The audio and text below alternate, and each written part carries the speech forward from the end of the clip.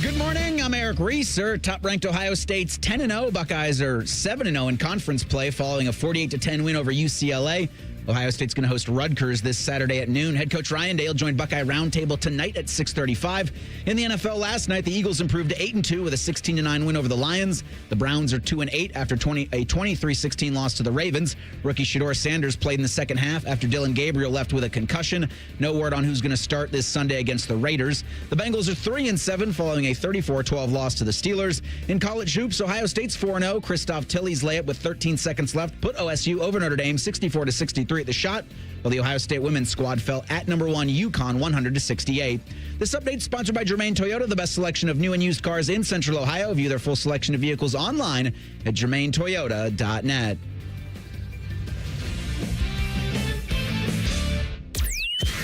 Your morning just got more interesting. Distilled and barrel-picked for your listening pleasure. Bo Bishop, a local sports media legend. What William T. Sherman was to the Union Army, he is to Northern College football.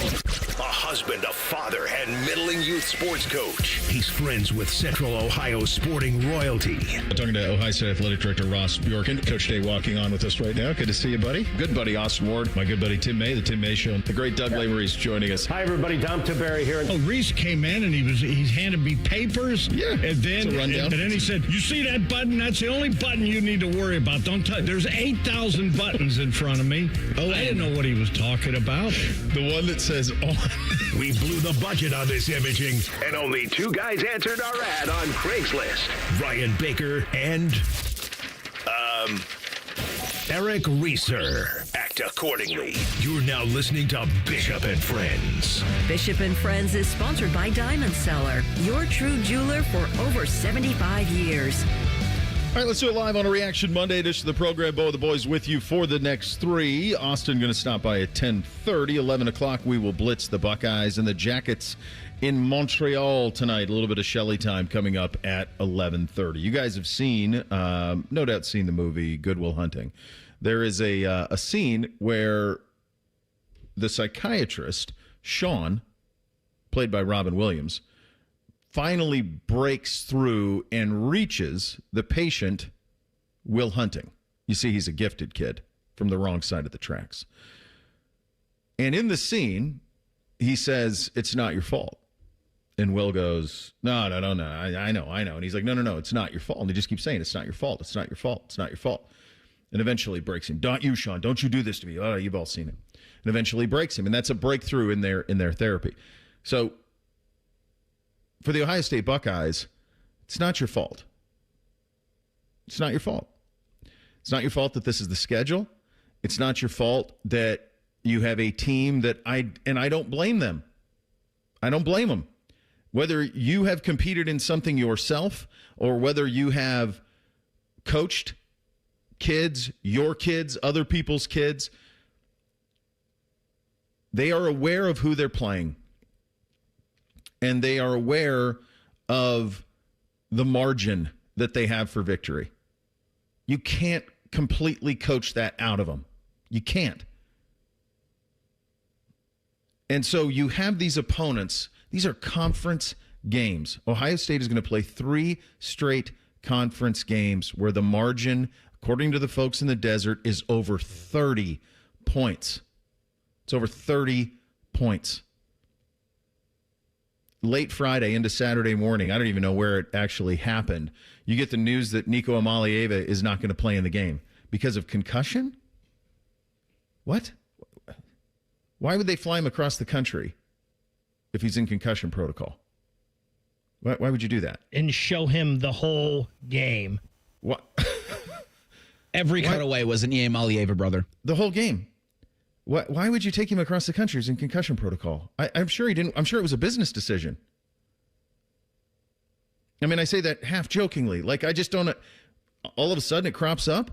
So, regardless of what it was, or the validity, or whatever, here's the thing that you know: everybody in scarlet and gray knew it. So, 31.5 really wasn't enough. It wasn't enough. And I tweeted this on Saturday. I don't know what you're getting from these games. And you get a lot of like, well, you're getting young guys reps. You're getting this, you're getting that, you're keeping guys. Well, we'll get into that. Not everybody's healthy, which is a pretty big red flag as we're getting to the point where you really need everybody healthy. But how do you get inside the mind of an 18 to 23-year-old and say, be as sharp as you can and build for something that is so big that's coming on a week from Saturday, build towards that while knowing that your C-plus game wins it. And not even wins, your C-plus game covers it. It covers it. UCLA's approach was so pessimistic in this game. There was no interest in trying to win, and I don't blame them. They didn't have the horses for it. It's not your fault that this is the schedule.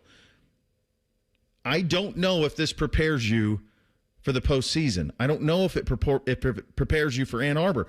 I'll be very honest with you. The other side of that coin is I don't know that it doesn't. Not sure. I don't know if you're better off being Alabama and playing Oklahoma and being Georgia and playing Texas and have a competitive game for 3 quarters and then just blowing out Texas. Incredible onside kick, by the way, for Kirby. I don't know which approach is better. I really don't. And here's the thing. They don't either. They don't know either. And none of us are going to really know with this team until a week from Saturday in Ann Arbor. We won't know. They won 48-10 without their 2 best offensive weapons, Carnell Tate at all, Jeremiah Smith for much of the game. They won 48-10 by playing a ton of kids, a ton of them, from Jump Street, played a ton of kids. They won 48-10 without shifting out of third gear. So I don't know what to make of it. I don't know if this makes you better. I don't know if it prepares you for Michigan. I don't know if it prepares you for Indiana or the playoff that's coming. And I understand that this is a one-of-one situation. Next year, the schedule is tougher. It's tougher next year, for sure. This is the way that the schedule spit out this year. And so we have this football Ferrari that hasn't had to really open itself up since week 1. They just kind of cruise, and these games are over. And you can see it, I think, even when Ryan, just amateur psychologists, let's just stay with the Sean from Goodwill Hunting analogy for a second. You can see it in Ryan, how frustrated he gets with a lack of perfection. He ripped Julian's ass a couple of times in this one. Ripped him. And you win by 38. And you could have won by 60. So my hunch is that they're struggling with this too. This balance of being as sharp as you know is going to be required a week from Saturday in Ann Arbor, the following week in Indy, and in the playoff, while everybody in Scarlet and Gray knowing that your C-plus game's plenty good enough. I don't know if this is a cross that they have to bear or if this prepares them perfectly. I have no idea. Neither do you. Neither do they. And we won't know until Ann Arbor.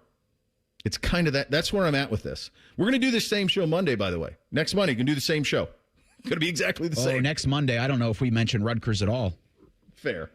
Like, I think Rutgers gets mentioned Saturday at the Post. It'll be a noon kick, so it'll be mentioned at 5 o'clock. Yeah. And then I was talking to Thidoff. I'm like, we're not going to talk much Rutgers on the fans post game show. Because I think what you saw on Saturday was a microcosm of Michigan starting to bubble. Like, the Michigan game, I think is starting to bubble with this coaching staff. Because despite what Ryan Day can tell you, every single time he's got the microphone, it being about them, I think they're starting to see winged helmets across from them, regardless of who the opponent is. Like UCLA, those are gorgeous uniforms, by the way. They are, yeah. I think their helmets were not gold. I think they were a little maize and some winged helmet. I think next week against Rutgers, you're going to start, instead of scarlet and white, and you start seeing maize and gold, maize and yellow. I just maize and blue, yeah. Maize and blue, thank you. Yeah, you're welcome. I just think that's how could it not? I think you're right. They raised the champion grade last week. And not because they want to make it tougher to prepare for UCLA or tougher to prepare against Rutgers. No. It all comes down to the 29th of November. Mm-hmm. And I think it's just human nature. Eventually this was going to happen, where little things, and by little things, I mean a receiver a quarterback being out of communication or out of sync with his receivers that he hasn't really had a ton of time practicing with because they're freshmen. Little things like that, they start to surface because how can they not? It is interesting that it was that time that we've really seen that emotion out of Ryan towards Julian because, well, he doesn't have Cornell Tate. He doesn't have Jeremiah Smith. Like, you've got to be the one now. You've got to be the leader of the ship right now.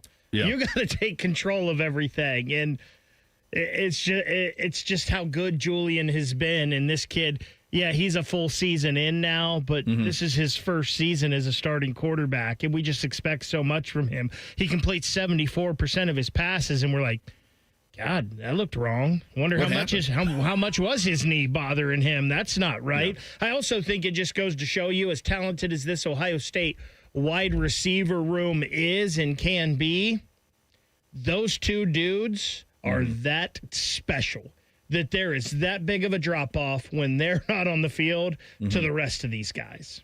Yeah, and I think Brandon Ennis played his ass off. I thought he was great. But the young guys, I mean, he hit the deep. Was that to Milan? Yes. They tried throwing the deep ball to Milan, and that's a high pointer that either 17 or 4 go get. Like, they get it. It's right on the screws. It's into coverage for sure, but, like, go make a play. And next time Milan will. Probably. He's that talented. Next time he will. But first time. Yeah, I don't know. You guys don't know. Audience don't know. I don't think they know in the building. I think, Reese, you're right. I think that they are seeing maize and blue everywhere right now. Everywhere. And I don't blame them. That's what's looming. But I don't know. It's not their fault. Nobody's been in this position before. We've never had the schedule. I don't know like what to do with my hands. It is. As it's ever been for Ohio State football. Yeah, and the Penn State game not being Penn State really sucked. Really sucked. It really sucked. You know what else sucks? Injuries. 2 receivers. Potentially a quarterback. I mean, I don't think it's a coincidence that the accuracy wasn't what we're used to, and I understand what we're used to is an absurd standard for him, but I don't think it's a coincidence that it wasn't quite as accurate in the second half after he got rolled up on a little bit. We will get to all of that coming up next. We're off and running Bishop and Friends right here on The Fan. We have so many local shows, I can't fit them in a 10-second promo. So let's just say we're live and local all damn day. The Fan. Hey, Bobby Carpenter here. After retiring from professional football, I never expected that me, Bobby, I'd have low testosterone. So I went to my friends over at Affinity, I got my labs done, and now I've been on a testosterone replacement plan with Affinity for 8+ years. Best of all, they've supplemented it with peptides and lots of other great products. Learn why me and thousands of men trust the experts at Affinity to feel their best. Get more energy, better workouts, feel like yourself again. And do not waste another day. Get started at feelgreatcolumbus.com today. Firehouse Subs, piled high with premium meats, melty cheese, and bold flavors, served hot on a freshly toasted roll. A portion of every purchase can help provide life-saving equipment for first responders. Planning a tailgate or game day spread? Firehouse Subs Catering makes it easy to feed the whole crew. Download the Firehouse Subs app to earn rewards and get up to $10 off your first online order. New account required at participating U.S. restaurants. Offer valid 1 week after account registration. Additional terms apply. Hey folks, it's Austin Ward, and Thanksgiving is approaching quick. Still plenty of time to get your Awaken 180 consultation on the calendar to receive your $500 off. It's a thank you from Awaken 180. No, you don't need to start the program right before Turkey Day. Simply have your consultation now and be ready to start the Monday after. 4 weeks before the new year, and with results like mine, you could be down 27 pounds on your way to dropping 50. Fast results, and now with $500 off. Online at awaken180weightloss.com. Ooh, winter's coming. And when the wind starts to blow, don't come inside to the cold. Open the door to peace of mind with your Waterworks and Header Precision Furnace Tune-Up and Energy Savings Plan. Your furnace is the heart of your home, and Waterworks and Header will have yours running at peak performance throughout the winter. Plus, you'll save on those energy bills too. Go to waterworks.com and schedule your furnace tune-up online. Waterworks and Header, heating, cooling, and plumbing. Together to serve you better. Give me a mountain with lots to do. sunshine, give me a tune. Give me something simple and true. All I need is sunshine and a cool, refreshing Mountain Dew. So give me my good give me a tune. Grab some friends and an ice-cold Mountain Dew today. Mountain Dew. Hi, I'm Joanna Williams, General Manager at Tansky Sawmill Toyota, and our Black Friday sales event starts now. Lease a 2026 Toyota Corolla LE for only $199 a month for 39 months, now through December 1st at Tansky Sawmill Toyota. Visit our website, TanskySawmillToyota.com for details. And when you think Toyota, think Tansky. $36.99 due at sighting with approved credit, tax title, and $387 doc fee not included. No security deposit required. Think Toyota. Think Tansky. T-Bone and Tybus. I need you to know how happy I am to see that man get fired. He cares about no one's family. Clearly he does. What, is his family not getting SNAP benefits now because of this? T-Bone and Tybus Mornings on the Fan is sponsored by Awaken 180 Weight Loss. Ohio has over 920,000 diabetics. If you are a diabetic, take a step in the right direction by having your feet checked routinely by a podiatric physician, the most qualified doctors to care for your feet. Adding a podiatrist to your healthcare team can help you better manage the effects of diabetes on your feet. Ohio Foot and Ankle Medical Association podiatric physicians are located throughout the state. For more information or to find a member of the Ohio Foot and Ankle Medical Association near you, visit ohiofoot.org.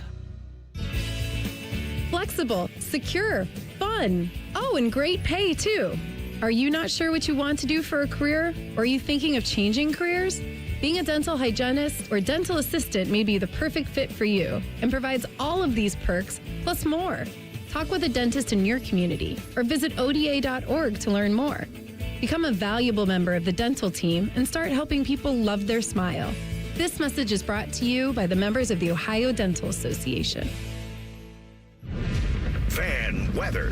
From the Logan AC and Heat Services Weather Center. We will have a sunny day ahead, but don't let that fool you. Afternoon temperatures getting into the upper 40s only, and then for tonight, lows right around the freezing mark, which will start off with rain going into daybreak on Tuesday, but could be mixing in with some snow toward the morning commute, but little to no accumulation is expected. Turning over to all rain as we head into Tuesday afternoon as highs climb in the mid to low 40s. For the Fan, I'm meteorologist Meredith Garfalo with the 10 Weather Impact Forecast. It's Reaction Monday, where our highly trained experts talk football. Sponsored by the Roofing Guys. Your home for reaction and overreaction. The Fan. Taking the art of sports radio and day drinking to a whole new level. You're listening to Bishop and Friends. So, this is now with the Jeremiah injury and him limping is as big of a red flag as you're going to get. Carnell missing his second straight game is as big as you're going to get. Let's listen to Ryan on both, and then we can kind of assess where we are with all of this. Here's Ryan post game with Carnell and Jeremiah. Yeah, we rely on our medical staff, and just go with the other doctors. They're the ones who know best, and then certainly the feedback that you get from the players is important as well, and just make the best decisions we can. Is there anything that you are concerned long-term about Carnell or Jeremiah right now? No. Okay, that's pretty emphatic no. Doug LeMaurice with the question on that. Yeah, I was going to say great follow-up by Doug, but that answer's not great. He said no long-term. That answer's fine. The answer before it's like, well, then can we speak with them? What is long-term, too, though? It's a great question, Bake. I don't know. Because 2 weeks isn't long-term, but 2 weeks could be an issue. 3 weeks isn't long-term. That could be an issue. This is so sports radio of me.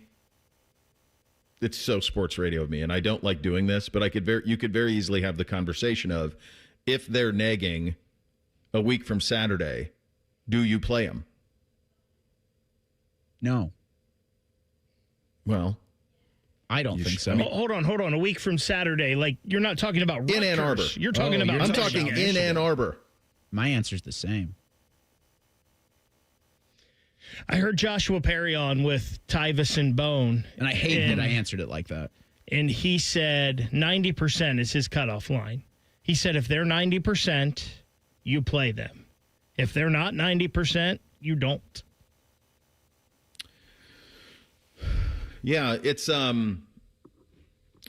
both are. I mean, the Carnell one this is 2 weeks. It's 2 weeks, and this is big for. It's not. If it's just nagging and they're just being overly cautious, it's all fine, and hopefully gets back. We know their lower leg with both of them, lower body, but. I mean, what you're costing yourself in terms of Carnell is, and I don't know how much this stuff matters to a kid anymore, but like he had a chance to be a first-team All-American. That's probably not going to happen now when you don't have the statistical accumulation to back it up. I still think Jeremiah is a hell of a value to win the Heisman. I still think it's there because he's going to have two. If he plays in the Michigan game and if he plays in the Indiana game, then he's going to have two big showcase things. So there's that part of it. But yeah, I think this is a little bit alarming, and I think it was alarming what happened to Julian too. After the ankle got tweaked, he did not have the same accuracy. Like we've never seen him be inaccurate, ever. And I don't know how much of it is confused with what the receivers were doing, not used to throwing to those receivers. Were they not in the right place? Only the folks in the room know that. Brian knows that. Ryan knows it. Julian knows it. Those receivers know it. But after he tweaked the ankle, he didn't seem the same to me. And those first couple of series coming out of half, you're like, okay, I know what they want. They want him to go bing, bong, bong, touchdown, and then get him out of there. And then they did get Lincoln in, and Lincoln played more than fine. But you saw what they were looking for is for him to go out on a high. All the while, it's 27-0. There's no threat. It's just a weird spot, man. They're in a very weird spot, and they're going to be in the exact same spot this Saturday against Rutgers where, like, what is this line? 33.5 this week against Rutgers? And you say to yourself, like, if you're them, do you even play? I don't think you play either one of them. I think you can just lean on those three backs who now I think maybe you have three of them. You just rely on those three backs. They're dynamic enough. I mean, hell, could you just run it 45 times and beat Rutgers 28-0? Probably, and I phrased this to Baker before the program. Could this be a Julian starts, goes out of series, and then you let Lincoln and the twos go? And maybe this becomes a close game in the fourth quarter, but I don't. Who cares? I don't want to say it like that because I know they all will care about this, but I think Lincoln Keenholz and the complement of Ohio State's offense could beat Rutgers. Well, they could, yeah. I think that especially if the defense played with all the dudes all the time. I mean, yeah, they're not going to score on you. So the problem, that goes back to what I was talking about in the first segment, though, Reese. I don't know if any of this prepares you. I really don't. How it can. I have no idea. I have no idea if you're getting better. They're unstoppable. They're the best team in America. They're the number one team. They're all these things. They're all of it. But I don't know if they're getting better. I don't know if you can get better. I know now your two best weapons are dinged. And that's alarming. And your quarterback, who is allergic to inaccuracy, got kind of tweaked with his ankle, which we all saw. Now, because of that, your running back room got to thrive, and they all looked great. I mean, they all looked dynamic. They're one cut, get upfield, big burst. James Peoples, who had so much expectations coming into this year, he's kind of been pushed down in the depth chart. He hurdles a guy for a touchdown. Like, you had an explosion in the running back room that makes me feel good about the ceiling of this team when it all comes together. But this is very much going to be a put the key in the ignition in Ann Arbor, and let's hope this sucker starts. Because you can, to your point, if you went Lincoln and all twos, you'd beat Rutgers. Unless the three are completely 100% healthy, and as close to as one, nobody's 100% healthy this time in the year. I get that. Yeah. There's no need for them to see the field against Rutgers. And Bo, something doesn't seem right with this Carnell Tate situation to me. Just looking back and reading all the tea leaves, like you never heard anything about it. No. And then all of a sudden he's out. And then you hear Jim go on with Rothman and Ice the following Monday and say, yeah, we saw that he wasn't practicing much this week in practice. Well, we never heard anything about that. And then all of a sudden he's out. And then nobody asks Ryan about it at the press conference last week. Nobody asks anything about Carnell Tate. Yeah. All week long leading up to a UCLA game where we weren't talking about UCLA at all. So nobody asks anything about Carnell Tate, and then he's out again. It just seems really weird. Yeah, and I think big picture, as you're now in a world where sports betting is basically legal from sea to shining sea, and there are very few states that are the exception now. I do wonder if college football needs to do a better job with their injury reporting. Well, like, and I think some of them have said next year they have to. They have to. I mean, like even the Nico Amalieva stuff. Yeah, where did that come from? The idea that they could identify which game he got the concussion in, but didn't show the symptoms until later in the week. Look, I know we're not the smartest and we're not the brightest bulbs in the box, but how stupid do you really think we are?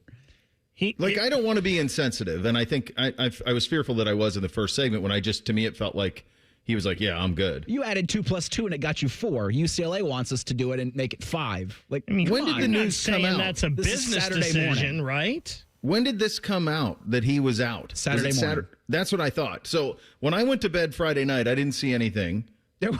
We were doing the high school football thing, and so I wasn't on the socials. I didn't see. I wake up Saturday morning to play in our youth basketball tournament in town here with the Beams, and I pop on real quick before college game day starts. His game was at 8:30, so I like 7:45. I was flying through. I was like, Nico's not playing. What? What do you mean he's not playing? That would have made the line 42.5.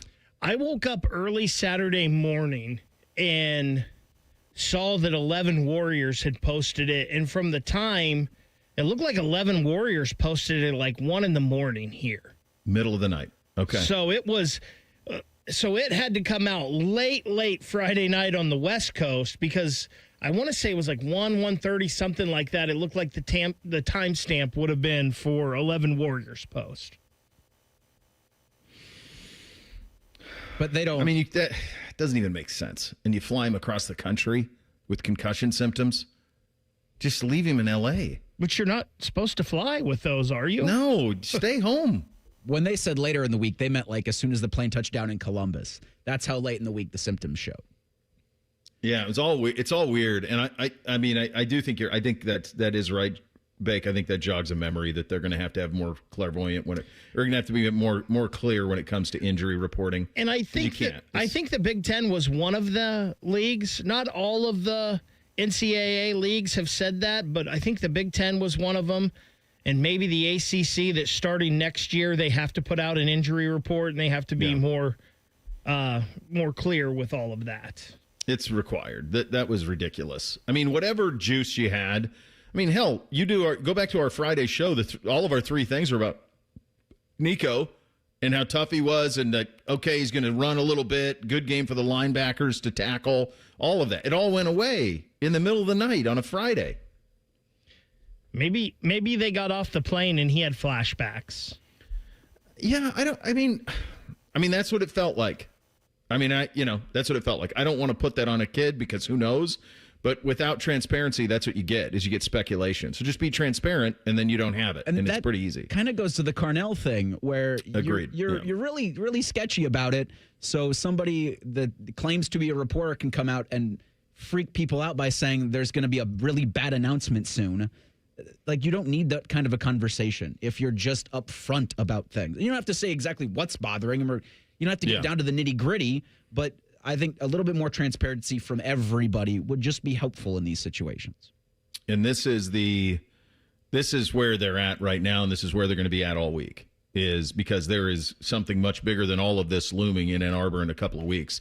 And that's really what all of this is about. You'll hear from Ryan. You're going to hear from some other players as well coming up in 2 minutes. Bishop and Friends right here on The Fan. Hey, what's up? It's T-Bone. If you've hit your medical deductible, now's the time to see Dr. Mark Levy. Get a custom oral appliance that stops snoring and helps you ditch that CPAP and pay less out of pocket. Call 1-800-MORE-SLEEP or visit sleepbettercolumbus.com before the year ends. Hey, it's Anthony. It's Black Friday savings all month long at Germain Honda of Dublin. Get behind the wheel of a 26 Honda Passport RTL all-wheel drive with 3.99% APR for up to 36 months. Or you can drive the stylish 25 Honda Accord LX with an incredible 2.99% APR for up to 36 months. Germain Honda of Dublin, Sawmill Road, just south of 270, or shop online at germainhondaofdublin.com. Delaware County Veterans Services is ready to help you access VA benefits, emergency financial assistance, dental and medical grants, transportation, and more. Give Delaware County Veterans Services a call, 740-833-2010 to schedule an appointment. I'm back to doing what I love and more, thanks to the Good Feet store. Visit the Good Feet store on Polaris Parkway near the Polaris Mall or on Stringtown Road in Grove City. Walk-ins are always welcome. Bet365 is paying out before the final whistle. Check out Bet365's unrivaled early payout offer. When you bet on a team to win and they take a 17-point lead, you get paid no matter the final score. Forget the final whistle and start counting that cash. Hold up, you get early payout on parlays too. Download the app and see why it's never ordinary at Bet365. Gambling problem? Call 1-800-GAMBLER. 21 plus only. Must be physically located in Ohio. Terms and conditions apply. An app only. Hey, what's up? It's T-Bone. Don't let your insurance benefits go to waste. End the year sleeping better with Dr. Mark Levy's oral appliance. No mask, no noise, just results. Hurry, deductibles reset soon. Call 1-800-MORE-SLEEP or go to sleepbettercolumbus.com today. Bishop and Friends is sponsored by Diamond Seller, your true jeweler for over 75 years. The Fan, Ohio sports destination. What's up? What's up, man? What's up with you? Sponsored by Newman Roofing. For all your roofing, gutter, or siding needs, call Newman Roofing today at 614-NEW-ROOF or visit online at newmanroofing.com. All right, here's what's up on a Reaction Monday edition of the program. Buckeyes bomb UCLA in a game that really wasn't even as close as 48-10 would lead you to believe. Here's Coach Day on the workmanlike performance against the Bruins. Yeah, pretty workmanlike, I think. Thought we had the right approach coming in. We found out kind of, I guess, this morning or today that, Nico may be out, and sort of that sort of changed things a little bit just in terms of our approach and, our game planning. But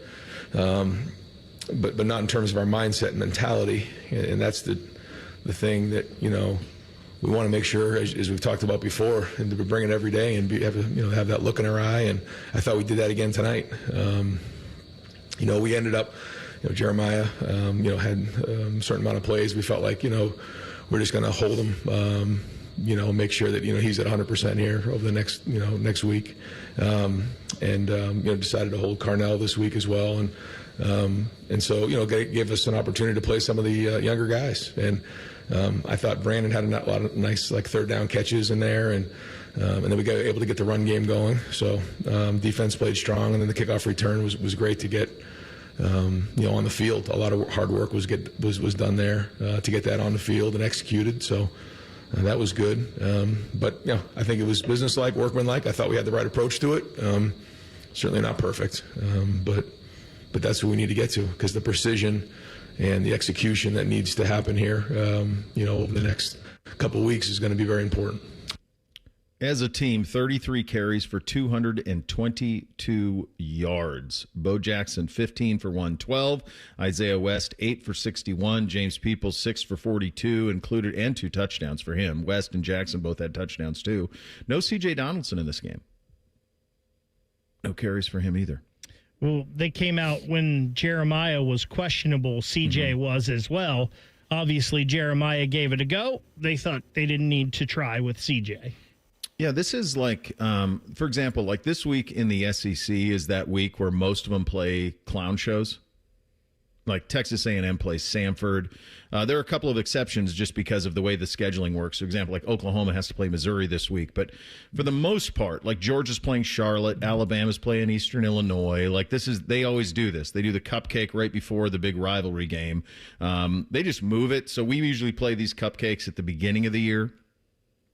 In the month of September, they play them this week. This is kind of where Ohio State is right. They're playing like a steady diet of these because this is what the Big Ten is serving up. They're serving up 30-point dogs every time. And so that's the challenge. And I do think it's a challenge for Ryan and his staff to convince them to continue to build towards Michigan while annihilating these teams and holding people out of an abundance of caution. That is a big time challenge to be mentally and physically sharp, to be precise, to have perfect execution. All of these things they're chasing while the team knows it's not required to win. That's the challenge. It goes back to him bumping the champions grade up because that's what he's trying to do. You're still beating a team by 38, but there's your head coach giving everybody the business coming off the sidelines outside of, Lorenzo Styles. Everybody got it from Ryan Day because it wasn't good enough. And I do think you saw the frustration on Julian because he knew it wasn't good enough. To the standard that he had set the rest of the season, his performance wasn't good enough for him. I thought he looked fine. There was obvious, communication issues with guys that he hadn't had much time with, which, we'll have some on the NFL in regards to that coming up later in the program. But like those are explainable. And for the Heisman races for both of them, it's like you saw it happen to Ty Simpson. Like they're both still alive for this. Oh my God! By the way, and just here's your Uncle Bo. If you're looking for some value other than other than what I've said about Jeremiah Smith for about the last month, if you want value, think about this. There's actually more value in betting Indiana to win the Big Ten than Mendoza to win the Heisman. Mendoza's not winning the Heisman if they don't win the Big Ten. So go compare those two odds. Indiana to win the Big Ten, Mendoza to win the Heisman. Those two things go together. Like there's a parlay there that I'm guessing would pay pretty well. I don't think either one's going to happen, but it would pay. After Sunday, or I guess after Saturday night, Jeremiah Smith's Heisman odds currently are plus 6,000. Jump on it. Jump on it. And the crazy thing is about that, and you look at that game, he's obviously not going to have the stats just playing in the first half. Yeah. But he had 2 catches in that game that could be right there. Because as impressive as the one, as you just mentioned, you threw your hand up, Bo, and he just reaches up one-handed and plucks it. I think the other catch was harder. That was ridiculous. It was. There's no way he should have caught that football. No. And he's going to be the best player on the field in Ann Arbor, and he's going to be the best player on the field in the Big Ten championship game. And everyone's going to see it. Plus 6,000, go for it. For what it's worth, Ty Simpson plus 15,000 now. Yeah, I mean, I'm going to read some scores to you guys, and we're going to do a little guess the stats. Here's some scores: 62-0, 41-14, 54-20, 34-7, 41-0, 35-6, 62-7, 42-14.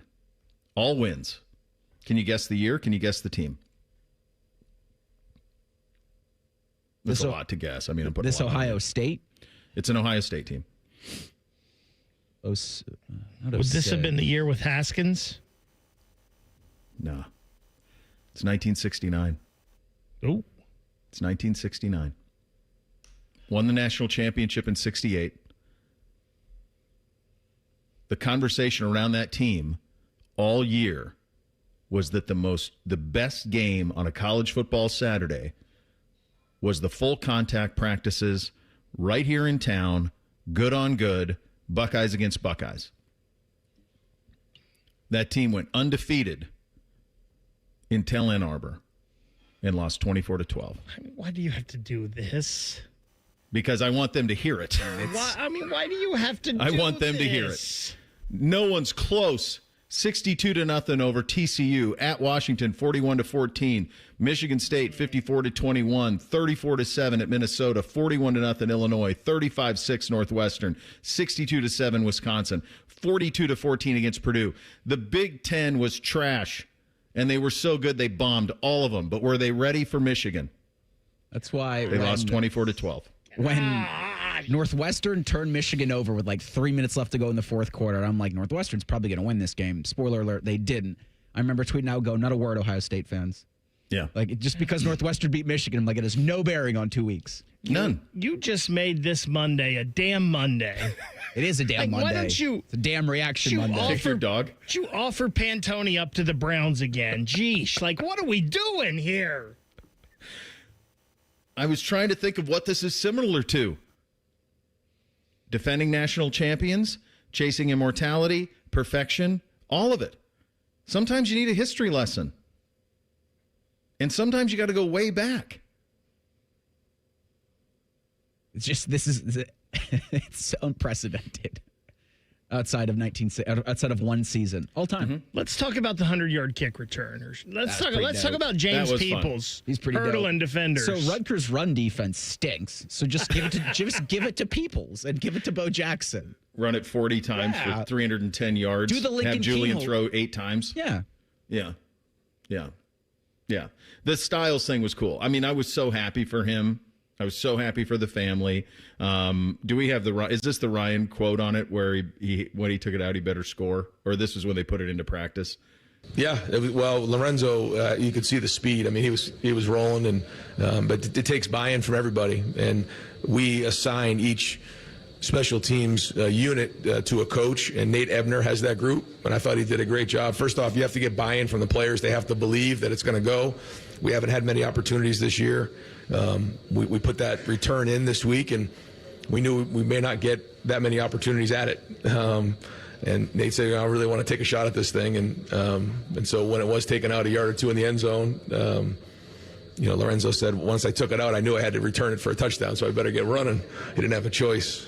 I agreed with him. But it's just the buy-in from everybody. That's how it works. Because all it takes is one guy. How many times have you heard a return? Well, if we just made one more block, it would have gone.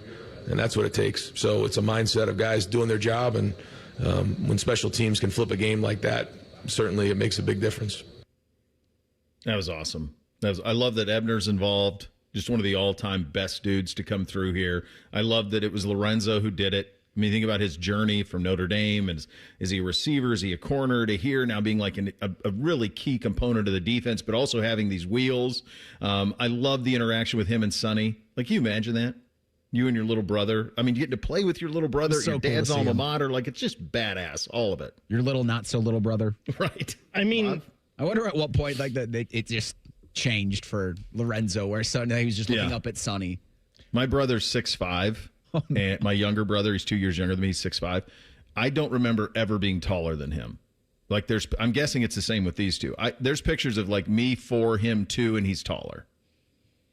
what a shocker, right? You bring in a guy like Brian Hartline, all of a sudden your receivers are really good. You bring in a guy like Tim Walton, wow, all of a sudden your DBs are really good. Yeah. You bring in a guy like James, oh my gosh, we've got the best linebackers in the country. We haven't had really good ones for 15 years. And then, hey, Nate Ebner, what are you doing? You want to come get on the coaching staff, help coach special teams, and then all of a sudden, midway through the year, special teams are good. It's I mean, there's not a coincidence. Ryan deserves a ton of credit for who he's hired.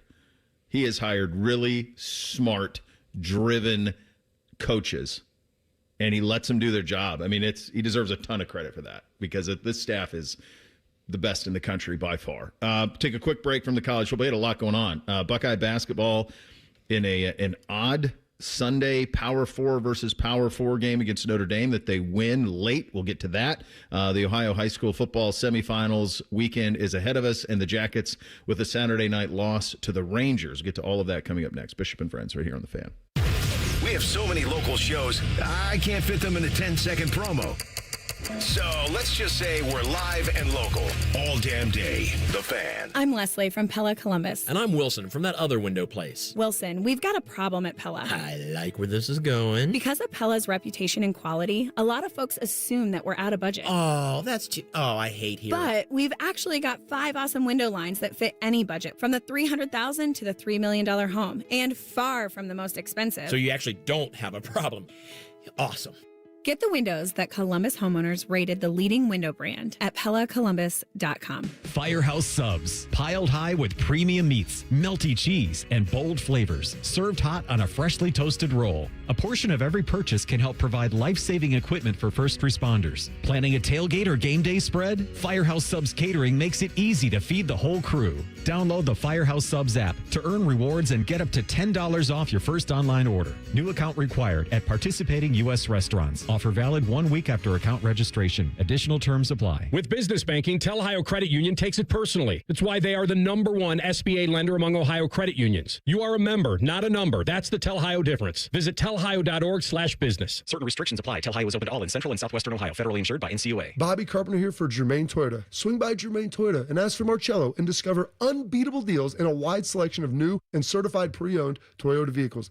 Visit them at germaintoyota.net. Germain Toyota on the corner of I-70 and Bryce Road. You ever watch kids play sports and think about your glory days? You tell all your friends that if your knee or back wasn't bothering you, you could go out there and show them up. Oh, do I have good news for you, because relief is closer than you think, and it doesn't have to come from a scalpel. What if it could come from you? At QC Kinetics, we tap into your body's own regenerative power using natural healing factors that help restore and repair damaged tissues, reduce inflammation, and relieve pain at its source. No surgery, no pain pills, no long recovery, just your body remembering how to feel alive again. Imagine swinging that golf club, hiking that trail, or dancing in the kitchen to your favorite tune. That's the freedom QC Kinetics help people rediscover every day. Don't just master pain. Let QC Kinetics regain what pain took away. And now is a great time to use your HSA and your FSA fund to get started before this year ends. The consultation is totally free, so go to QCkinetics.com/Columbus or call 380-208-4544. 380-208-4544. 380-208-4544. Prepare your home for fall with Logan Services. Heating service calls are just $79. Furnace tune-ups are also only $79. And plumbing service calls are now just $79. Scheduling online is quick and easy. So visit our website now to book your appointment. A system for every home and budget with fast, friendly service from Logan Services. It's Monday Night Football on the Fan 2. Catch the Cowboys and Raiders live from Vegas. Fan coverage starts Monday at 8 on 1460 AM and the Fans HD2. Sponsored by Roosters, a fun casual joint. Your radio home of the NFL, the Fan. Diamond Sellers bring the world's finest jewelry to you at our annual holiday gala December 4th through December 6th. Celebrate the season of sparkle with up to 25% off for 1 weekend only at our Salmo Road and Easton locations. Visit diamondseller.com/gala to learn more. This is the Duke's country song. It's a song about the best mayo. It has a yellow lid, and its full name is Duke's Mayonnaise. Get Duke's Mayo in store. It's got twang. For 48 straight years, Ford F-Series have been the best-selling trucks in America. We got here by engineering breakthrough technology, redefining Built Ford Tough, and never settling for second best. But what's really made Ford F-Series the #1 selling trucks in America is you. Ford F-Series, Built Ford Tough. Based on 1977 to 2024 calendar year total sales. The Fan Guest Hotline is sponsored by Columbus, Worthington, Air, and Bryant. Doing whatever it takes to keep you and your home comfortable. The Fan. Bo knows many people. He talks to the interesting ones on this show. This is Bishop and Friends. All right, so you got the high school football semifinals set for regional semifinals set for this weekend. So we're at the Elite Eight portion of the competition on that side of things. Bake, you shared with me, and we'll get to this in just a second. Basically, chalk is the way that it's kind of gone. You had the Blue Jackets losing at home on Saturday night. Bake, you were at that game, and then you had. And this is one of those things where, because you have these television partners, like, can you imagine if Ohio State Notre Dame was tonight? If that was a 7 o'clock tip tonight or tomorrow night? Instead, it's a 1:30 tip on a Sunday head-to-head with the NFL. It's just a brutal spot, but this is the deal that you made without reading the fine print, Kevin Warren, and this is what you get. The one thing I'll say really positive. So, first of all, great win. Good to get a win against another Power 4 team. Notre Dame's from behind. Come from behind. Chased it. Bruce Thornton appears to be a first-team All-Big Ten level of play right now. That's where he's at. So this is a kid who's been here 4 years, who came in with incredible promise. 4-time captain? 4-time. Insane. And it feels like he's up to it for sure to start this year. So that's the most positive thing to me about all of this, is that he is playing. If you think about the teams that have success in March, you got to have length, you got to shoot it, and then you need a lead guard who's a bulldog, and Bruce Thornton's a bulldog to start this year. This is a hell of a start to the season for him. And the last play, I mean, Christoph Tilley with it as clutch of a layup as you're going to, and then playing defense on the other end as Notre Dame tries to get a 3 up at the buzzer. They got, 100 points put on them by, was it Purdue Fort Wayne or which Indiana school? They got 100 points put on them, and they hold Notre Dame to 63. Yeah. You're going to get those kinds of ebb and flows in the non-conference play like this, but the results all I care about right now, and you're 4-0. You're 4-0, and you get Devin Royal coming back off that hip injury.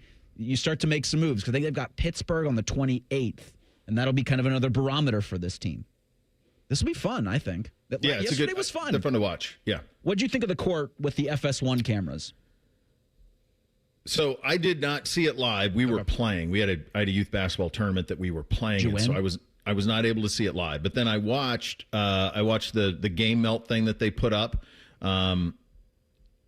I think it's still tough. I do love the script Buckeyes, like in the honoring of Jerry Lucas. I don't know why that took so long, but better late than never. Like the statue, uniforms, all of it. Like that heritage, I love that Jake's into all of that. I still think I think the court's a little tough, but I think the toughest thing is it's hard to see the white lines. So it's hard to see the 3-point line and the foul line and things like that on there. I guess maybe it's a traditionalist in me. I miss Ohio at center court, because going back to St. John, they've always had Ohio over whatever logo they have at center court. Yeah. So I do miss that a little bit.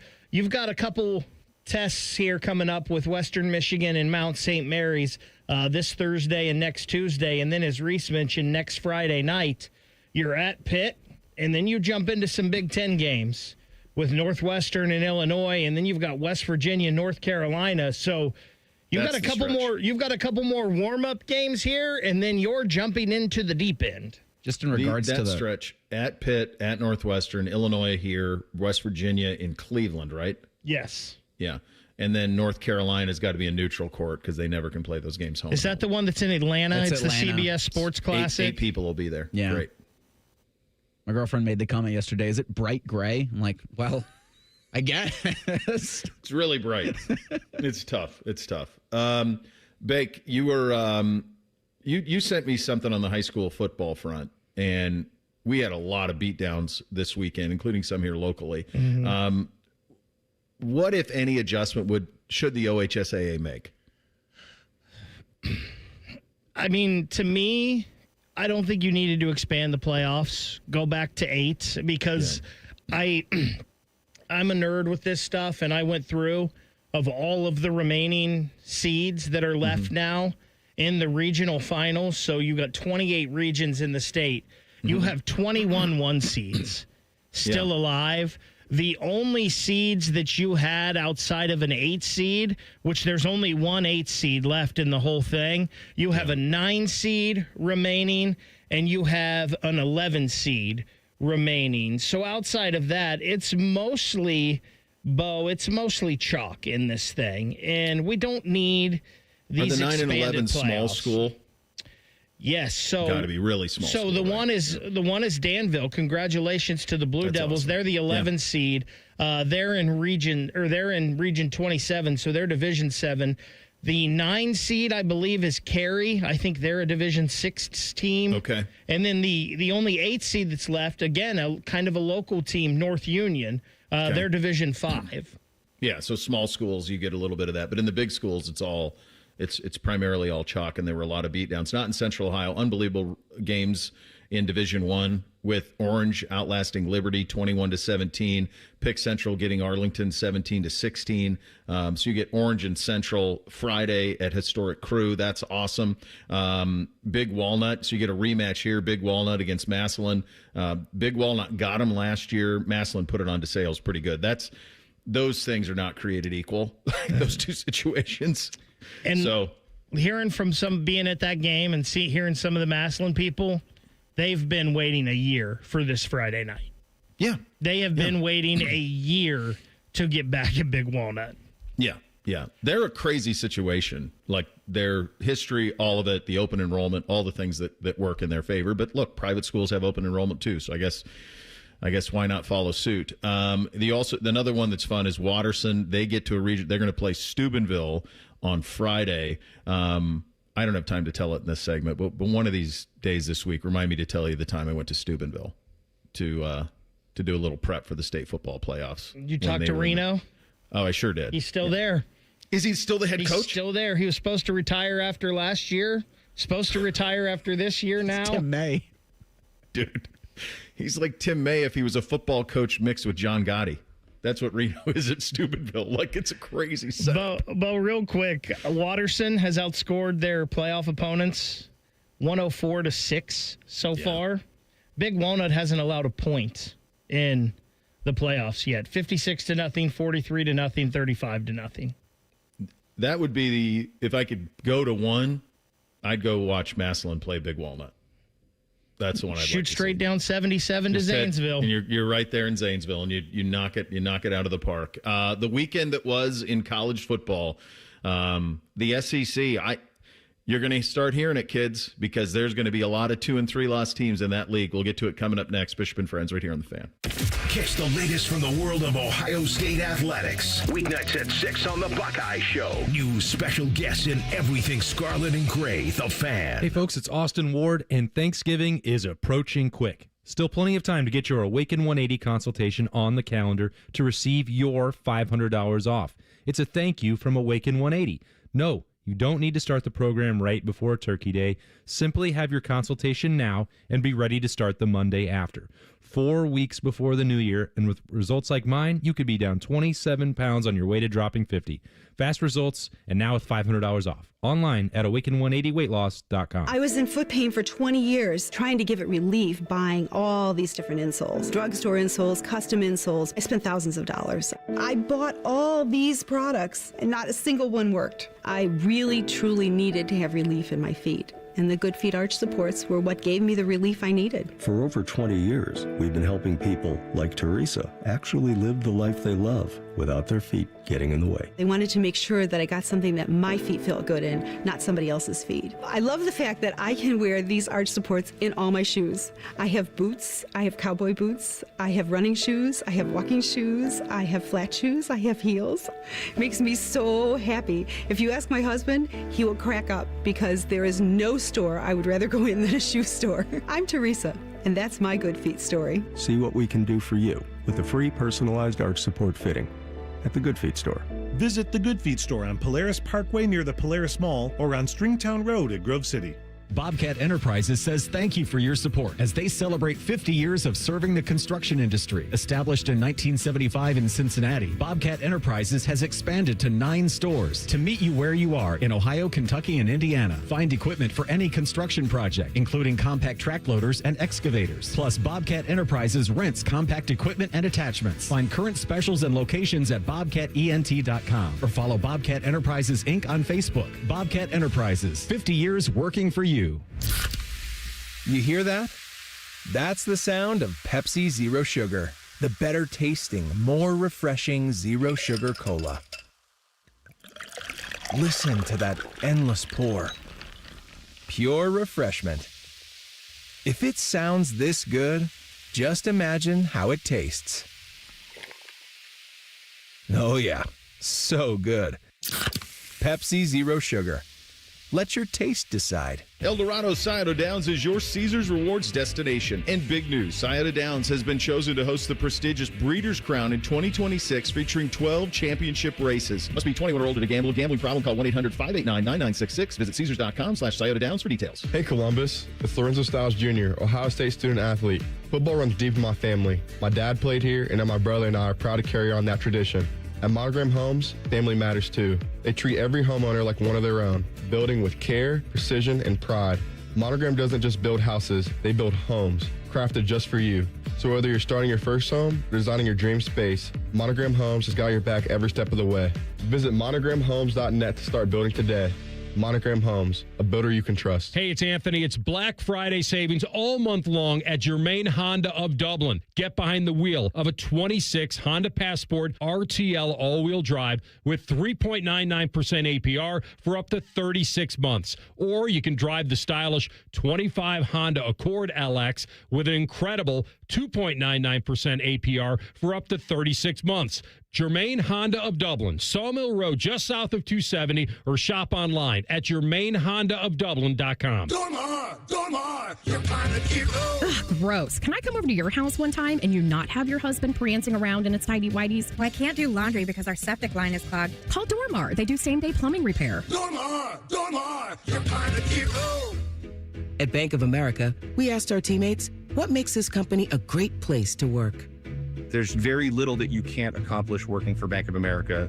If you prove yourself, you can try over in a totally new way. You can learn so much here. You're the owner of your career. See how our teammates are growing in their careers at bankofamerica.com/great place to work. What would you like the power to do? Bank of America, proud to be an equal opportunity employer. Hi, I'm Maria, salon owner. You know the jingle. Now discover the facts about Ozempic, a GLP-1. There's only one FDA-approved Ozempic made by Novo Nordisk. Learn about the real thing. Talk to your healthcare professional today. Call 1-833-OZEMPIC or visit Ozempic.com to view the medication guide and to learn more about Ozempic. Semaglutide injection 0.5, 1, and 2 milligrams.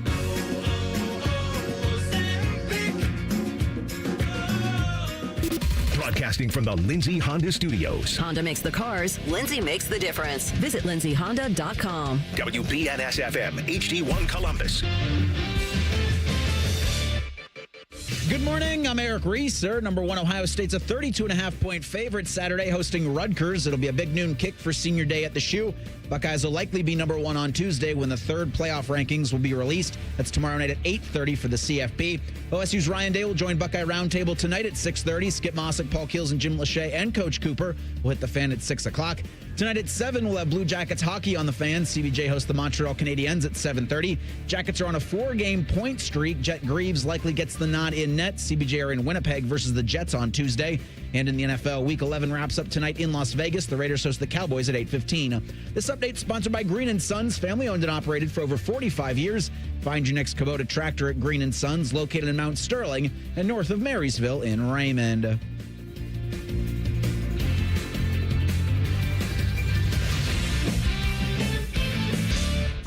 Pull up a stool and ask the bartender for something neat, because Uncle Bo is on the radio. This is Bishop and Friends. Wild weekend in college football across the board. Bama, who we had said for the better part of a couple of weeks, we assumed would have the smallest, Ohio State would be the smallest favorite over them on a neutral field versus anybody in the country.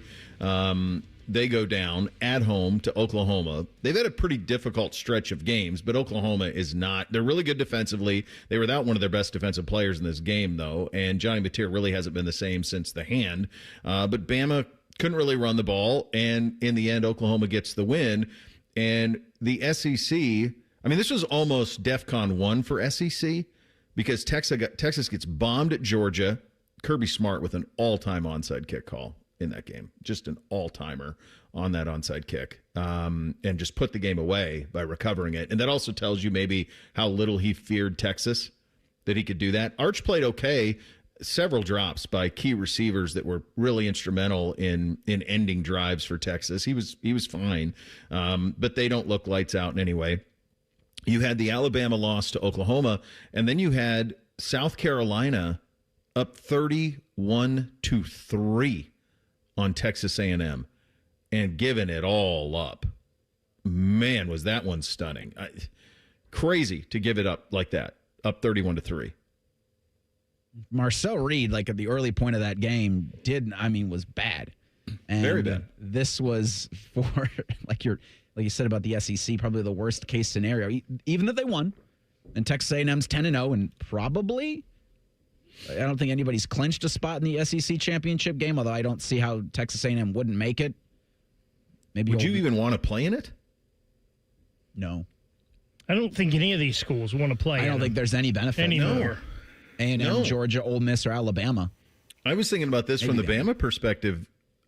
That loss might do them a world of good. But I still think if they went out, they're in. I can't make sense of it. So they have, right now, if you just pull up SEC standings on ESPN.com, Texas A&M is undefeated.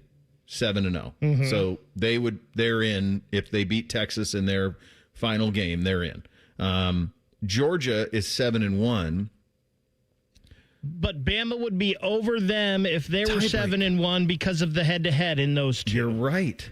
Now, what would happen with Ole Miss, though? Did Ole Miss play Bama this year? No, they haven't. So I looked into this a They little bit. have the loss to Georgia, so Alabama would still play in it. Alabama would still play in the SEC title game because Ole Miss lost to Georgia, Alabama beat Georgia. Three-way head-to-head, Bama would go in. So right now, if it stands right now, if Alabama beats Auburn, it'll be Texas A&M and Alabama if Texas A&M wins out. I mean, I think Georgia's in the catbird seat then. Yeah, I mean, a loss in the SEC title, like Bama would have to win the SEC championship because a loss, unless the committee comes out and says, no, we value the runner-up. Let's stay there just for a second because I think I was going back and forth with Bob about, do you have a point real quick on this? Go ahead. Brad Crawford of 24/7 or CBS did an article about this last week. Okay. So if Texas A&M beats South Carolina and they lose to Texas, they're only in the SEC championship game if Ole Miss would have lost to Florida, or if Ole Miss loses to Florida or Mississippi State, so it'd be Mississippi State. Georgia beats Texas and Auburn beats Alabama. That's the only way. Who is? That's Texas A&M. If they would lose to Texas, that's the only way they could get in the SEC championship game.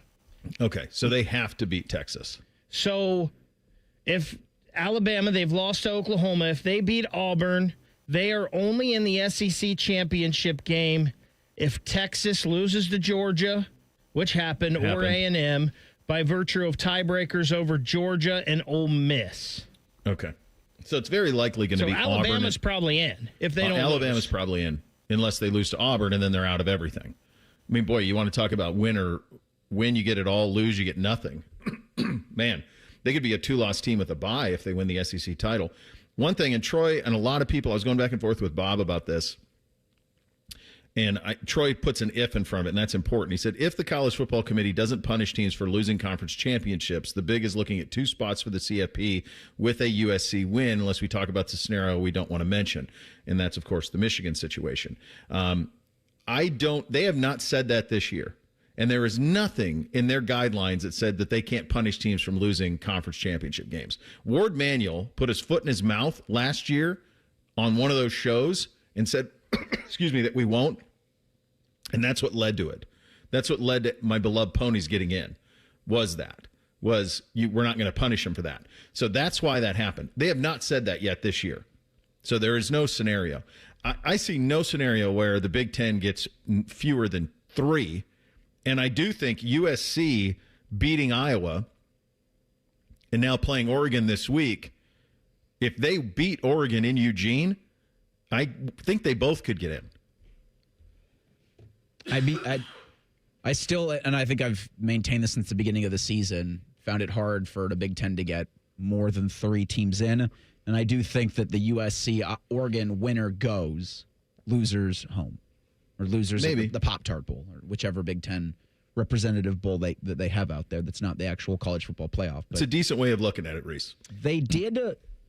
I mean, the playoff committee has done more for the Big Ten than the coaches and the AP top 25. Like, Iowa's been higher in the CFP than it has been in either of those polls, and I don't even think they were ranked in the last coaches poll. So the committee does value the Big Ten more than everybody else, it feels like, but the committee is the only thing that matters in this.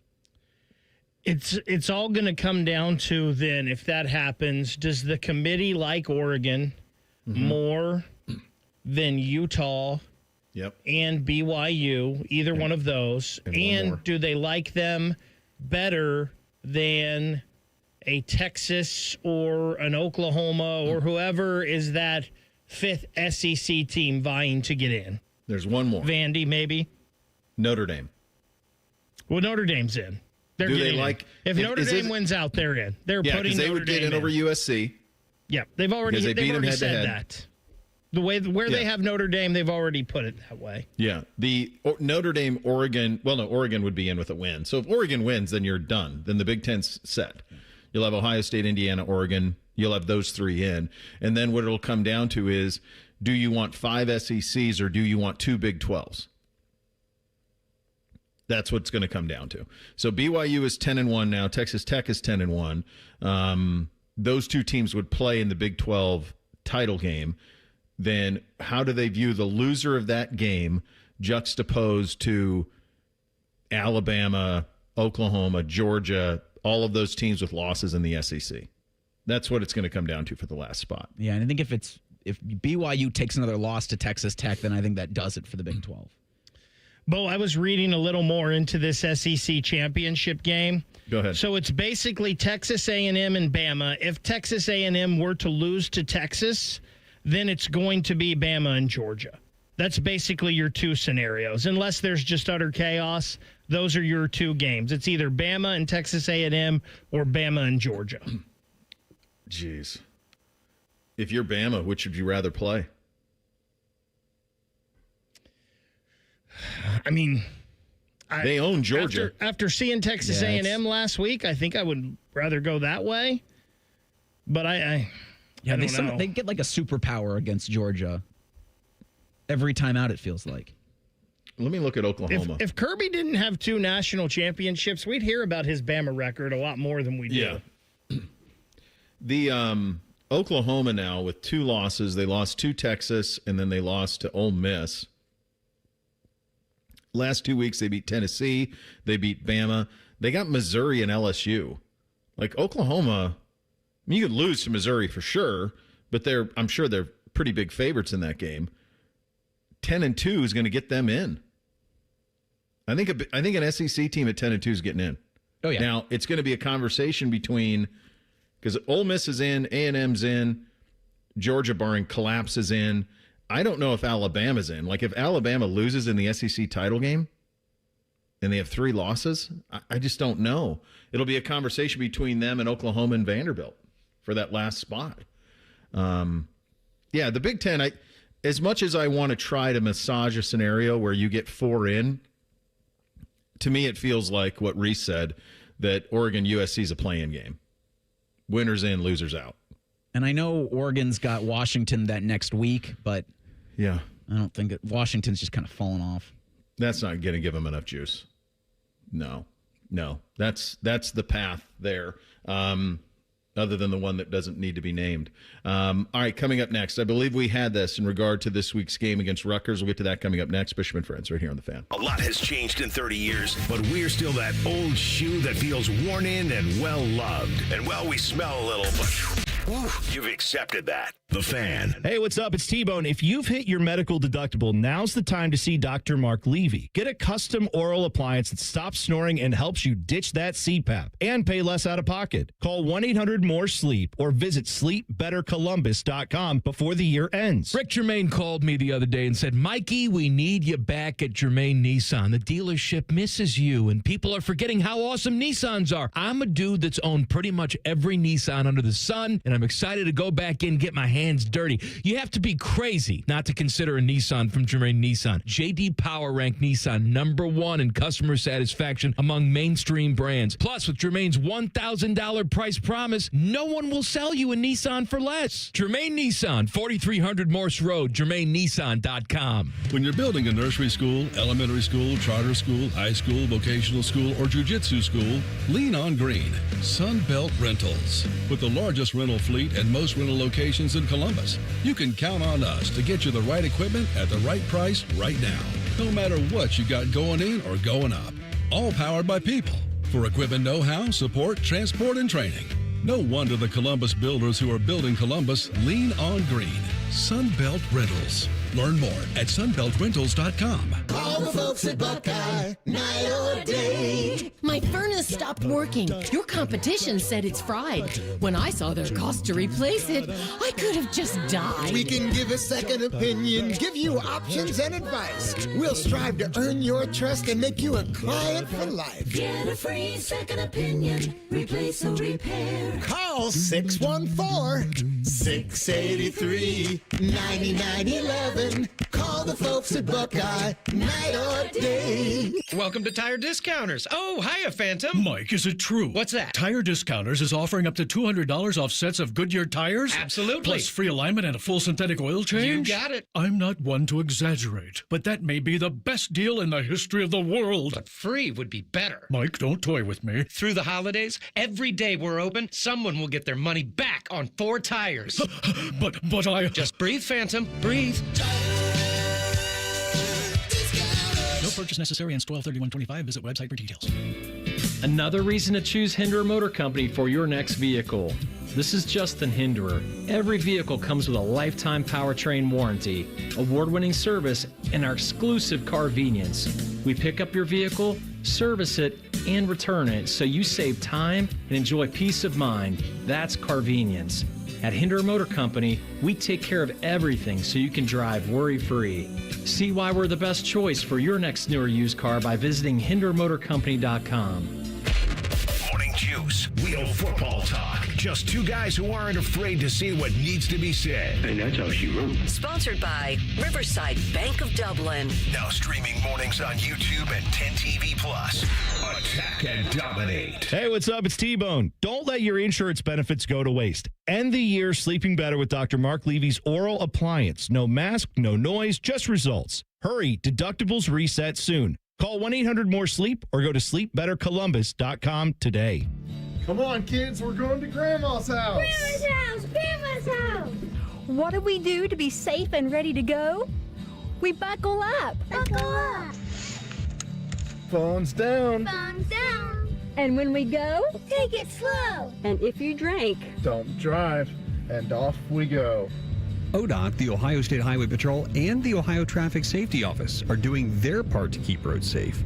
Do your part to make sure everyone makes it home safe for the holidays. Fraud in government is a crime, and it robs taxpayer dollars. I'm Ohio Auditor of State Keith Faber, and my job is to catch people that lie, cheat, and steal, report suspicious behavior, and help stop fraud. Learn the red flags, speak up, and protect your tax dollars by calling 1-866-FRAUD-OH. The ONN Daily Podcast. Get a recap of all the day's news from across the state. The ONN Daily Podcast. Listen at onnradio.com or wherever you download your favorite podcasts from the Ohio News Network. Fan weather. From the Logan AC and Heat Services Weather Center. We will have a sunny day ahead, but don't let that fool you. Afternoon temperatures getting into the upper 40s only, and then for tonight, lows right around the freezing mark, which will start off with rain going into daybreak on Tuesday, but could be mixing in with some snow toward the morning commute, but little to no accumulation is expected. Turning over to all rain as we head into Tuesday afternoon as highs climb in the mid to low 40s. For The Fan, I'm meteorologist Meredith Garfalo with the 10 Weather Impact Forecast. 1, 2, 3. Football season is weird because we actually look forward to Mondays. It's Reaction Monday. Sponsored by the Roofing Guys. The Fan. Keep your friends close and your producers closer. You're listening to Bishop and Friends. Indeed you are, and we are proudly sponsored and brought to you by our great friends at Diamond Cellar, your true jeweler for over 78 years. I believe we had this last week. Ohio State Rutgers, big noon on Saturday. Where were you? I love the idea that it was a 60-degree night game on Saturday. It was so cool to be able to do that. I tweeted this on Saturday night. If it were colder, I would have felt sorry for UCLA, but the fact that it was that warm, come take your beating. Like that's part of it. I think when you play these type of nonsensical opponents like the one you're going to play on Saturday, like I'm all for noon, like just be done with it.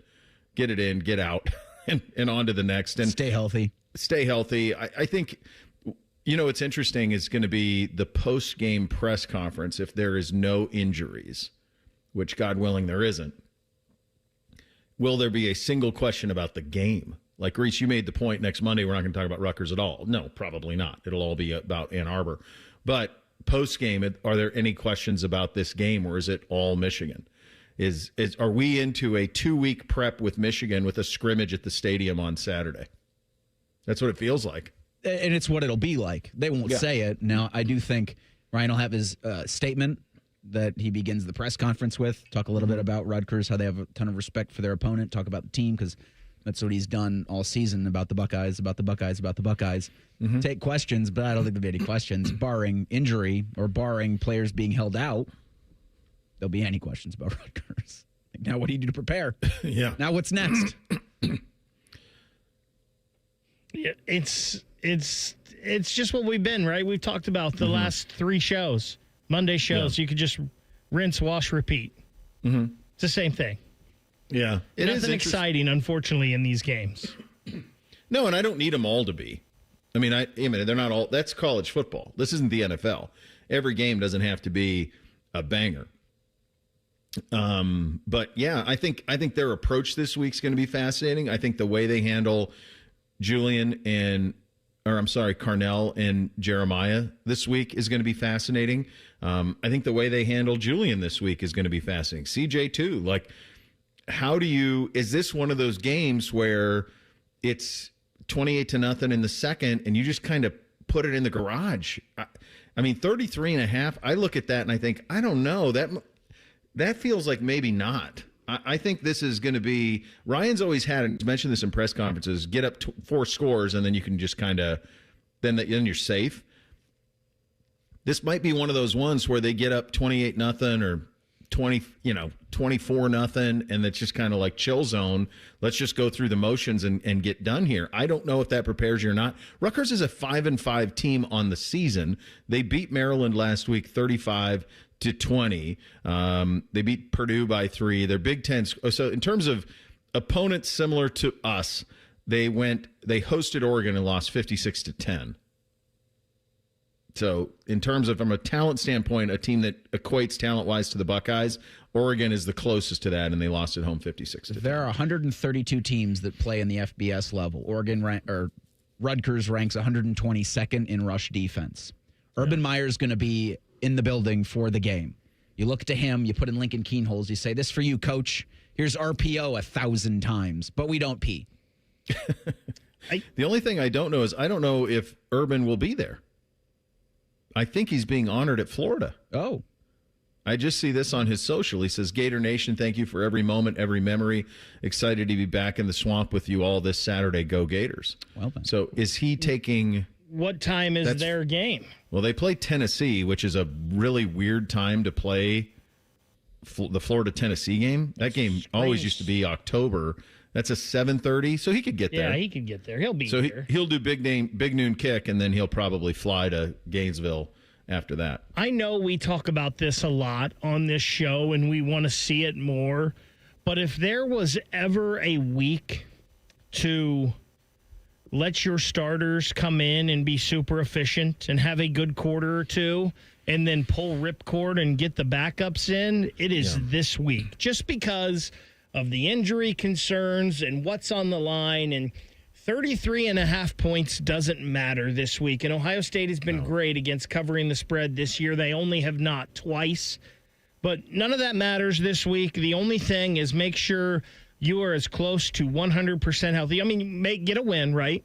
Mm-hmm. Even if it's just by 1 point, get a win, which I don't think Ohio State has to worry about that even with their backups in.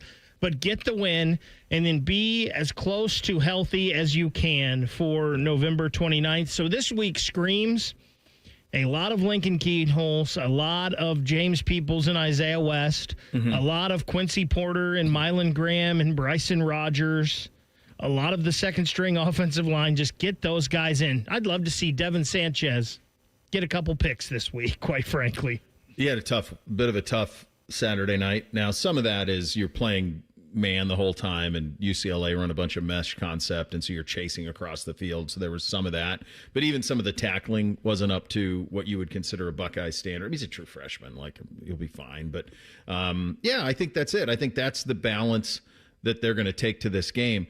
I was looking at the schedule this week. So game day is back at Oregon. Is this their third trip to Oregon this year? Or third Oregon game? I believe it is, because I know they went to Penn State and they went to Indiana. So they're back out there for USC Oregon. I was hopeful that they'd go to University of Montana in Missoula for Cat Grizz. I thought they're ranked 2 and 3 in 1AA.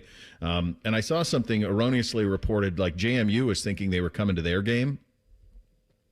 and they're not. So they're going all the way back out to Oregon again. How about James Madison, by the way? Yeah. 9-1, up into the AP top 25, highest. I told you. I had them last week when we projected how this was going to shake out. I had them as my group of 5 in and mentioned that USF always has problems with Navy. I mean, they always do. And so some of this stuff is kind of coming home to bear a little bit each and every weekend when you think what's happening in this sport. Some of it's not. It's interesting. How close have you guys paid attention to Michigan the last month? I watched maybe a quarter of their game at Wrigley just because they were trailing, and I was like, oh, this could be interesting. And it was, but hasn't been super great for them the past month. No, but as we know, it's not going to matter. Right. But I haven't really watched them closely since the USC game. I watched all of that when USC really put it on them. And what my feeling of that, watching them in that game, was that if you get ahead of them, they have a very difficult time chasing.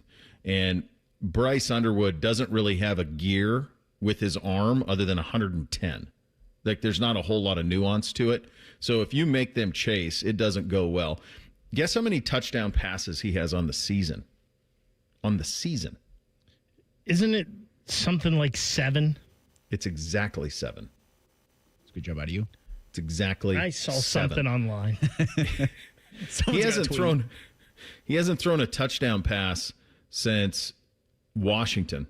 Is it on October 18th? Last 3 games, no touchdowns. Is it 3 7 picks. touchdowns, 5 interceptions? It is. It's 61% completions. I mean, they won at Michigan State, and he went 8 of 17 in that game. So, yeah, I mean, it's been a struggle for them offensively. One thing I am going to be very curious about with Michigan is their health coming into this one a week from now. Is, are we getting back healthy? Are they getting back healthy?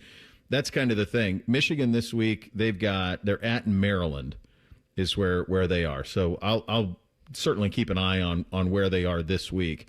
The big thing for them, though, is Justice Haynes and the injury, and wherever that stands with them. Jordan Marshall's a nice player too, but he's not Haynes.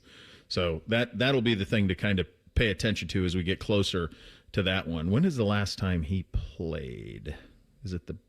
He ran for Michigan State. So he hasn't played since the Michigan State game. He went 26 for 152 in that one. In talent equates games, USC's probably the closest, 10 for 51, but that goes to what I'm talking about. If they have to chase, if you score early on them, it's very difficult for them to be able to do it. So you're saying foot on the gas that game? Yeah, man. Go. Don't do anything different. Just foot on the gas. Handle your business. Go, and make them try and chase.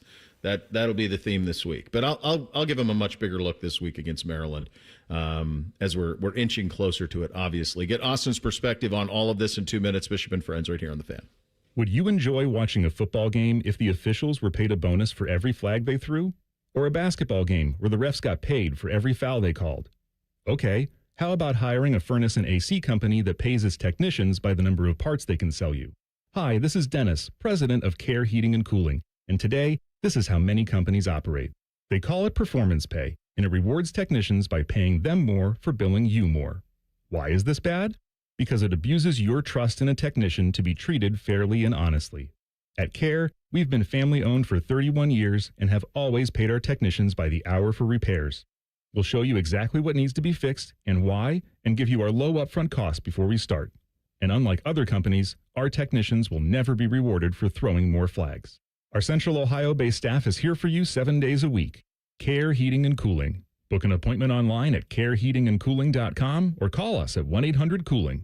When you need a company you can trust. Gift big this year with a Home for the Holidays raffle. You have a chance to win a beautiful new custom home or cash prize this holiday season and help make wishes come true for Make-A-Wish kids with critical illnesses. Raffle proceeds benefit Make-A-Wish OKI, which has granted over 22,000 wishes to children facing critical illnesses across the Ohio, Kentucky, and Indiana region since 1983. This year's house was built by 3 Pillar Homes, units in the Evans Farm community in Lewis Center and has 3 bedrooms, 2.5 baths, and a 2-car garage. It also includes amazing features like upstairs laundry, 2 covered patios, 1 with a fire pit, a great room with fireplace, mud room with extended bench seat and open lockers, kitchen and morning room. One lucky winner will be announced on December 24th, so get your $100 ticket now. Just visit ahomeffortheholidayscolumbus.org to buy your tickets. That's ahomeffortheholidayscolumbus.org. Terms and conditions apply. Bishop and Friends is sponsored by Diamond Seller, your true jeweler for over 75 years. The Fan, Ohio sports destination. He knows everything about the Buckeyes. He's been offered tens of dollars by a certain team to spill his secrets. He's told that certain team to go to hell. Damn you all to hell! He's Austin Ward. Sponsored by High Bank Distillery, your destination for handcrafted cocktails, locally inspired dishes, and award-winning whiskey war. Learn more at highbankco.com. All right, buddy. When did you become aware that Nico would not play in this game on Saturday, and what was your reaction to it? Like late Friday night, and I was, I don't know, I was confused initially, Bo, because, and I was even more confused on Saturday because Nico traveled with UCLA. He was in the stadium on Saturday, and if you have a concussion, I'm not a doctor, but I don't think I would get on a plane or go, sit out in front of 100,000 people with the noise going on. Maybe I'm way off base on that, but that seems strange. So I was confused by it, and I was also a little bit disappointed for Ohio State and for the defense specifically. And I asked Ryan about that. I asked Matt Patricia about it both after the game. It's like they don't want to be dismissive of the opponent, but I know in the build-up to the game that was the only real area that concern's not the word, but it was like that's the test, that's the challenge, and the people in the Woody want to be pushed. They're not hoping to skate through the season. They're not hoping to be untested. They're not just hoping that someone hands them the national championship trophy without it being earned. Like nobody signs up to be in the Ohio State program without being high achievers and without wanting to be pushed to their limits. So. Confused with the way it was handled on the UCLA side, and then disappointed for the Buckeyes.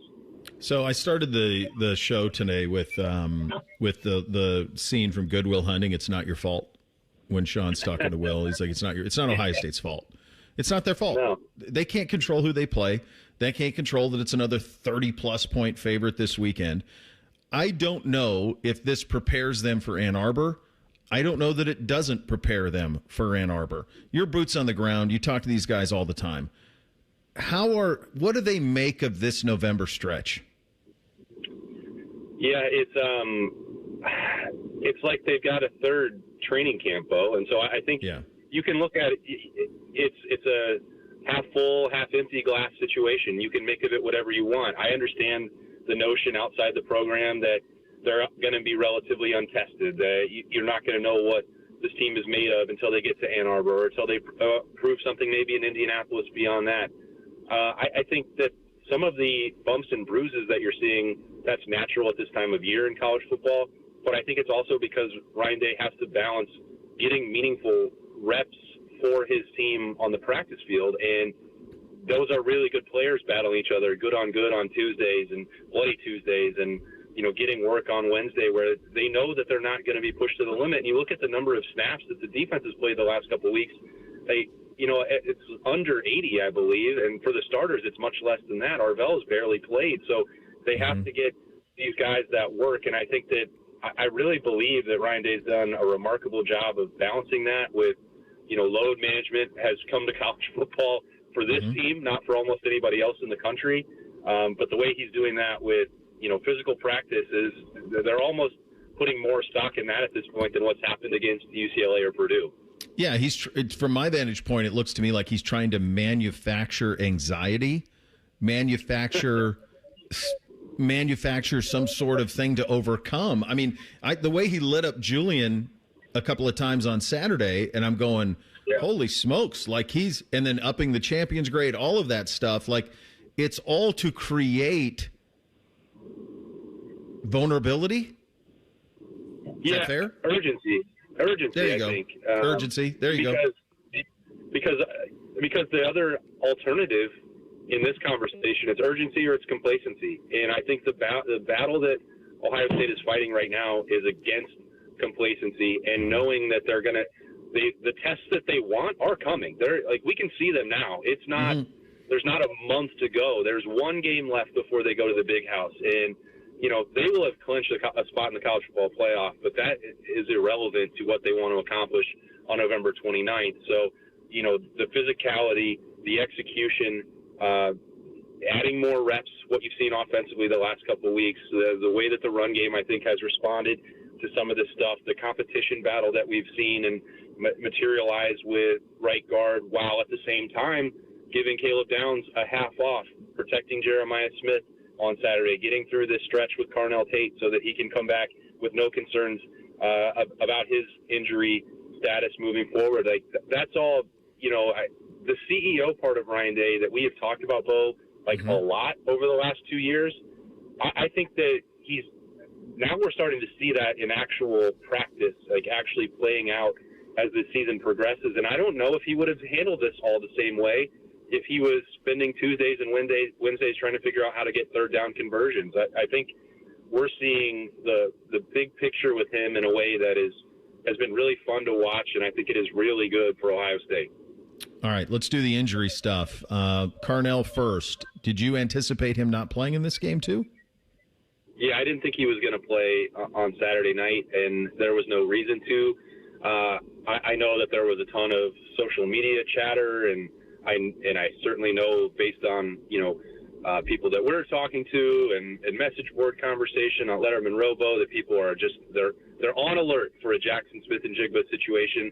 I was told by 4 different people briefed and involved in the situation on Saturday that was not the case, that there was not a season-ending injury for Carnell Tate, that he was not opting out of the college football playoff. Now, I can't guarantee anything with injuries on a day-to-day basis, but everyone suggested that Carnell Tate would be ready, or they thought that he would be ready to play by Saturday against Rutgers. That's still a game that you don't have to play him if there is any lingering concern. So he's still going to have, we can sit here on a Monday and I can say it's not a Jackson situation, it's not season-ending.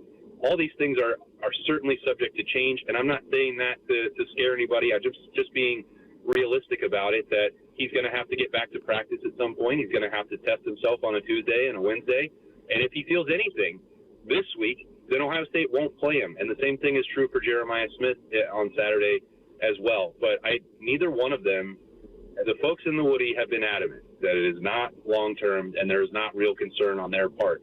So that's the best that I can do, and I can't guarantee anything moving forward, but I'm passing along the way that they are viewing it right now.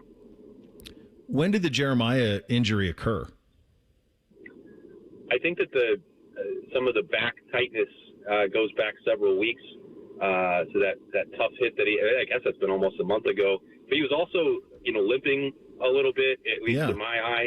He didn't seem like he had the normal power in the run, although when they had him out there, he didn't look any different than his normal alien self.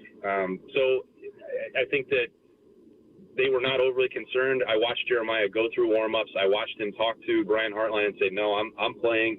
I'm ready to go. I'm good to go. And so that's, again, another situation that doesn't appear to be any kind of lingering long-term concern, but they were not going to risk it. So it may be two things. I think the back has continued to be something that has been monitored. He got on the exercise bike a lot in that first half to stay loose and warm on Saturday. You could tell that he wanted to play more. But I don't know if there's anything additional that he's picked up in practice since then. It was kind of amusing on Wednesday night, Bo, because we get in there and that's when we're trying to keep our eyes peeled and see who's got what and if Josh Padilla is going to be able to walk by Saturday or whatever. And all the wide receivers were immediately off the field on Wednesday night before we even got in there. So they want to be protective of those guys, and they know that there was going to be a lot of attention on them.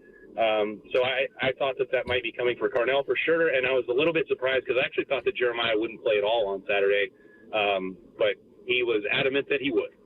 You think either one play this Saturday? I think it's a cop-out, Bo. Cornell is a. I don't want to make a prediction on it because if there's anything at all, it's Rutgers. You don't need it. You have Bryson Rogers playing well. You have Mylan Graham on the rise. Quincy Porter is back.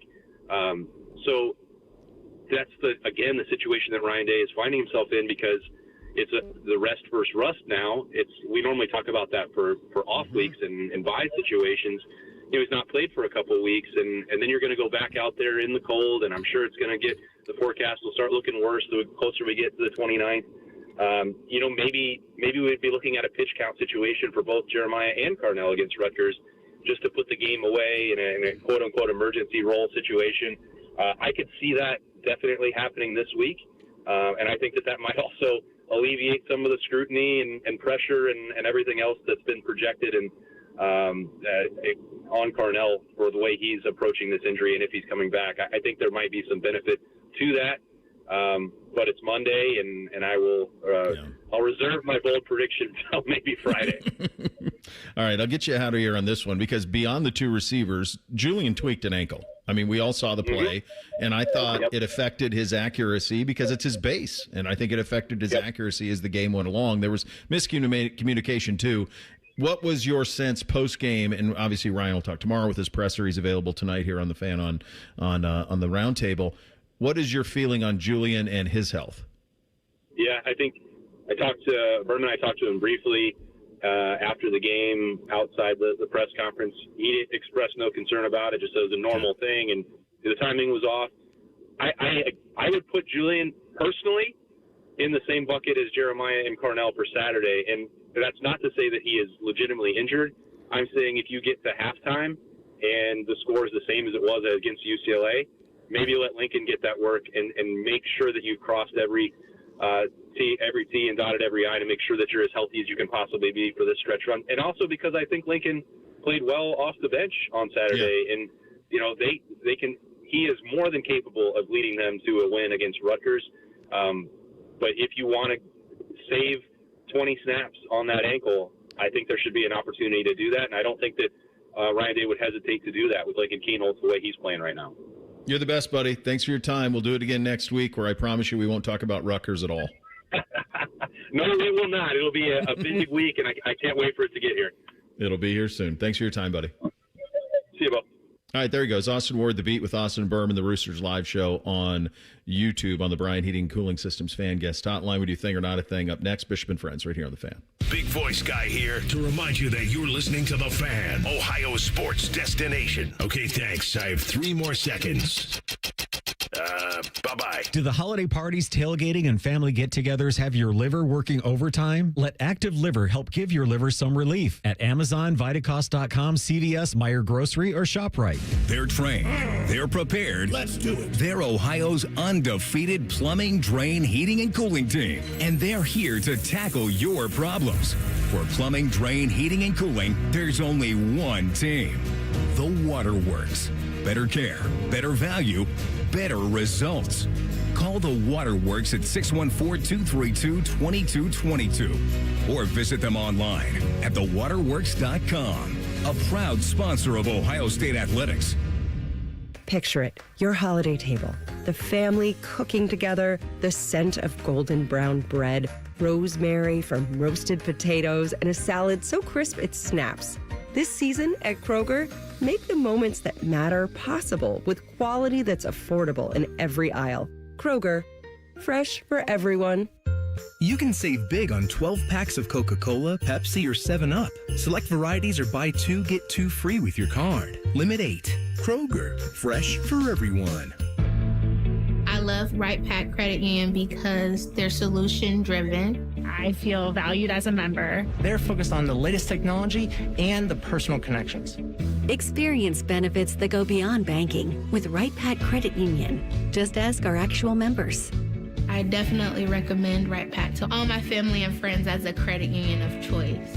Visit one of our Columbus area Right Pack Credit Union member centers near you. based on individual members' experiences. Results may vary. Football season is here, and so is tailgating season. Are you ready? If not, let Columbus Car Audio and Accessories help you get the latest and best accessories for your ride. Upgrade your sound system so everyone around can hear what team you're rooting for. Add mobile video and never miss a game on the road. Add style and privacy with window tint, and avoid scraping ice this winter by adding a remote starter. Choose Columbus Car Audio and Accessories when it comes to customizing your ride. Morse Road near Easton, Main Street in Reynoldsburg, or columbuscaraudio.com. The Jackets are home at Nationwide Arena for a battle with the Montreal Canadiens. Live coverage starts Monday night at 7. Sponsored by Atlas Butler Heating and Cooling. Proud to be your flagship home of the Columbus Blue Jackets. The Fan. Hey folks, it's Austin Ward, and Thanksgiving is approaching quick. Still plenty of time to get your Awaken 180 consultation on the calendar to receive your $500 off. It's a thank you from Awaken 180. No, you don't need to start the program right before Turkey Day. Simply have your consultation now and be ready to start the Monday after. 4 weeks before the new year, and with results like mine, you could be down 27 pounds on your way to dropping 50. Fast results, and now with $500 off. Online at awaken180weightloss.com. In Columbus, how you roll up on game day matters. And with Polestar are redefining the driving experience. The Polestar 3 isn't just an electric SUV. It's an SUV that drives like a sports car. Precise, powerful, silent enough to hear the crowd before you see the stadium. Drive it today at Polestar Columbus, or visit polestarcolumbus.com for a test drive and to learn about our competitive lease offers. Do you suffer every time you try to wear good-looking shoes, but you don't want to wear ugly shoes just because they're comfortable? The Good Feet store wants to help you wear heels, boots, and dress shoes again in comfort. Trade in your bad feet for good feet. Thanks to the Good Feet store. Get your furnace fixed fast. Call Care Heating and Cooling. 1-800-COOLING. All your favorite fan shows are available when you want them. Head to 971thefan.com and hit that subscribe button. The Fan, Ohio sports destination. The uncle you never knew you had. The friends you kind of wish you didn't. This is Bishop and Friends. Indeed it is. Time for a little thing or not a thing on a Monday. Hit it, fellas. Thing or not a thing. Sponsored by Billiards Plus. Find your next grill and everything you need for the master griller. Billiards Plus on Dublin Center Drive in Dublin. Starting today, OHSAA member schools will begin to vote on name, image, and likeness. A proposed bylaw would, quote, allow student athletes to enter into agreement and be compensated for their name, image, and likeness through appearances, licensing, social media endorsements, and or the use of branding based on their public recognition or notoriety. It would also, quote, establish reporting procedures and limitations so that students do not jeopardize their eligibility as it relates to the OHSAA's recruiting and amateur bylaws, end quote. The emergency referendum is being conducted because of a lawsuit filed by a student athlete on October 15th against the OHSAA regarding the NIL in high school. Ohio's only one of only 6 states that does not allow high school athletes to compensate off their name, image, and likeness. If the schools vote no, the case will proceed and a judge will decide on the future of NIL in the Buckeyes state. Thing or not a thing? I could do 20 minutes on this because there's a billion layers to it. Here's what's going to happen. This is going to pass because you're not going to be, and I don't know if the schools are passing or it'll take a judge, but sooner or later you're going to have NIL in high school football. It's going to be exactly like college football. There's going to be no way to police it, really. It's going to absolutely going to be used as a recruiting inducement. And guess what? Ohio high school football is already a recruiting inducement. The private schools in Northeast Ohio, the private schools in Cincinnati, they all recruit heavily. Massillon has open enrollment. Like, this is where this is right now. And I don't know if I guess in the long run, I don't think this changes anything. I'll tell you something that's going to happen, though. There are massive football factories in this state that have massive apparel deals with companies like Nike. Think about like Massillon. When you fly a chopper in and give them Nike gear for a game. I mean, think about what Hoban is doing. I mean, those type of places that are powerhouse schools, Ignatius, Eds, X, Moeller, all of them, they're just going to get better and better and better. And there's going to be no way to police it. And what you're going to have is really kind of like what we have in college football. You're going to have 2 OHSAAs, one of the teams that play this and one of teams that don't. And unfortunately, for a lot of the teams that don't, you're never going to have a chance to win anything. And that's just the reality of it. But that's not that different than the way it is right now, honestly. I think it's interesting in this that it says limitations. Like, it's already been proven that if you're limiting someone's ability to make money, you're going to get sued and you're going to lose in court. So I don't know what kind of limitations we're putting on this. Obviously, they want to try to make sure that these deals are on the up and up as possible. Are they going to have a, what is the commission that they have to go through in college? Yeah, how's that or work? whatever? The tip line? Yeah, be an OHSAA snitch line. Snitch. But they have I don't know if they'll have a commission like that or not. I also think it's important here because the OHSAA gets crapped on a lot about not having NIL. The OHSAA put this up to vote for their schools in 2022. Sure. These schools voted it down over 2-1. So I think it's going to be interesting if these schools change their perspective on this that much to overcome like 2.5-1 on this vote that happens today. Regardless of this is coming because it's going to go through the court systems and the courts are going to say, like they have every time, it's okay. Yeah. So look at what's happened in basketball here in the last 4 or 5 years. Darren Peterson, Jerry Easter, the kid from UA. Alex Smith. Yeah. I mean, can you imagine? Like a kid from UA going to go play in Florida so he can make NIL? I mean, what happened? So you can't have that keep happening. So if they're going to be Ohioans, like they should play high school sports in Ohio and then just open the floodgates. I just don't think there's any way to stop it. There's no way to. It's what it's going to allow is it's going to allow complete recruiting in the sport. And I think it's crazy that some schools in the OHSAA have open enrollment, some don't. Like to not all play under the same rules is crazy too. It'll be high school principals that'll be making the vote, and they'll have today through Friday to do so on that. It was Ohio State recruit Jameer Brown, a representation for him, filed the lawsuit in Franklin County. So if there is a no after this vote, then the judge will have that deciding ruling. And I can tell you for a fact, there's a lot of principals and administrators that don't want this at all. Of course they don't. Of course they don't. But are those same principals and administrators hiring AAU coaches to coach private schools so they bring their AAU teams to the private schools? Of course they are. Like, where does it stop? Where does it stop? I mean, they're going to vote it down. This would be my prediction on this, Bacon. You're closer to it than I am. My prediction would be they will vote it down and the judge will rule against them. That's what I think. Very well could happen. On Friday afternoon, Miami of Ohio's Chuck Martin announced that DeQuan Finn, a seventh-year quarterback with 8,828 career passing yards with 3 teams, has left the program to begin preparing for the NFL. Martin announced the departure, telling reporters the team appreciated his 11 months with Miami. Quote, "We will not see him the rest of the year." Finn spent the first 4 seasons of his career at Toledo, then in Baylor. He last played November 4th for the Red Hawks in a 24-20 loss at Ohio. Henry Hessen, the senior for the Red Hawks, is going to start in Finn's place. The last time Hessen was out, he threw 3 interceptions in a loss to Toledo. Miami's got Buffalo on Wednesday. Thing or not a thing? It's a massive thing, and you're going to see more of it. I mean, this is one of those things where the grass obviously wasn't greener. We remember him coming in here and being electric and thinking, God, he's going to end up at Michigan State or something like that. Well, turns out he ended up at Baylor, couldn't win that job. Then he goes back to Miami. He was the MAC MVP in 2023 at Toledo. It was good, really good. He's not a pro. He's not an NFL player, in my view. That's why this isn't a thing. Like, 7th-year player? Like, dude, if you were going to make it in the league, you'd have been there by now. Like, what are we doing? And he was a fine player, right? Like, he did great when he came in here with Toledo. He did. Good college football player. I would also, if I'm an NFL team, and I know NFL teams don't care, they just want dudes that can play ball.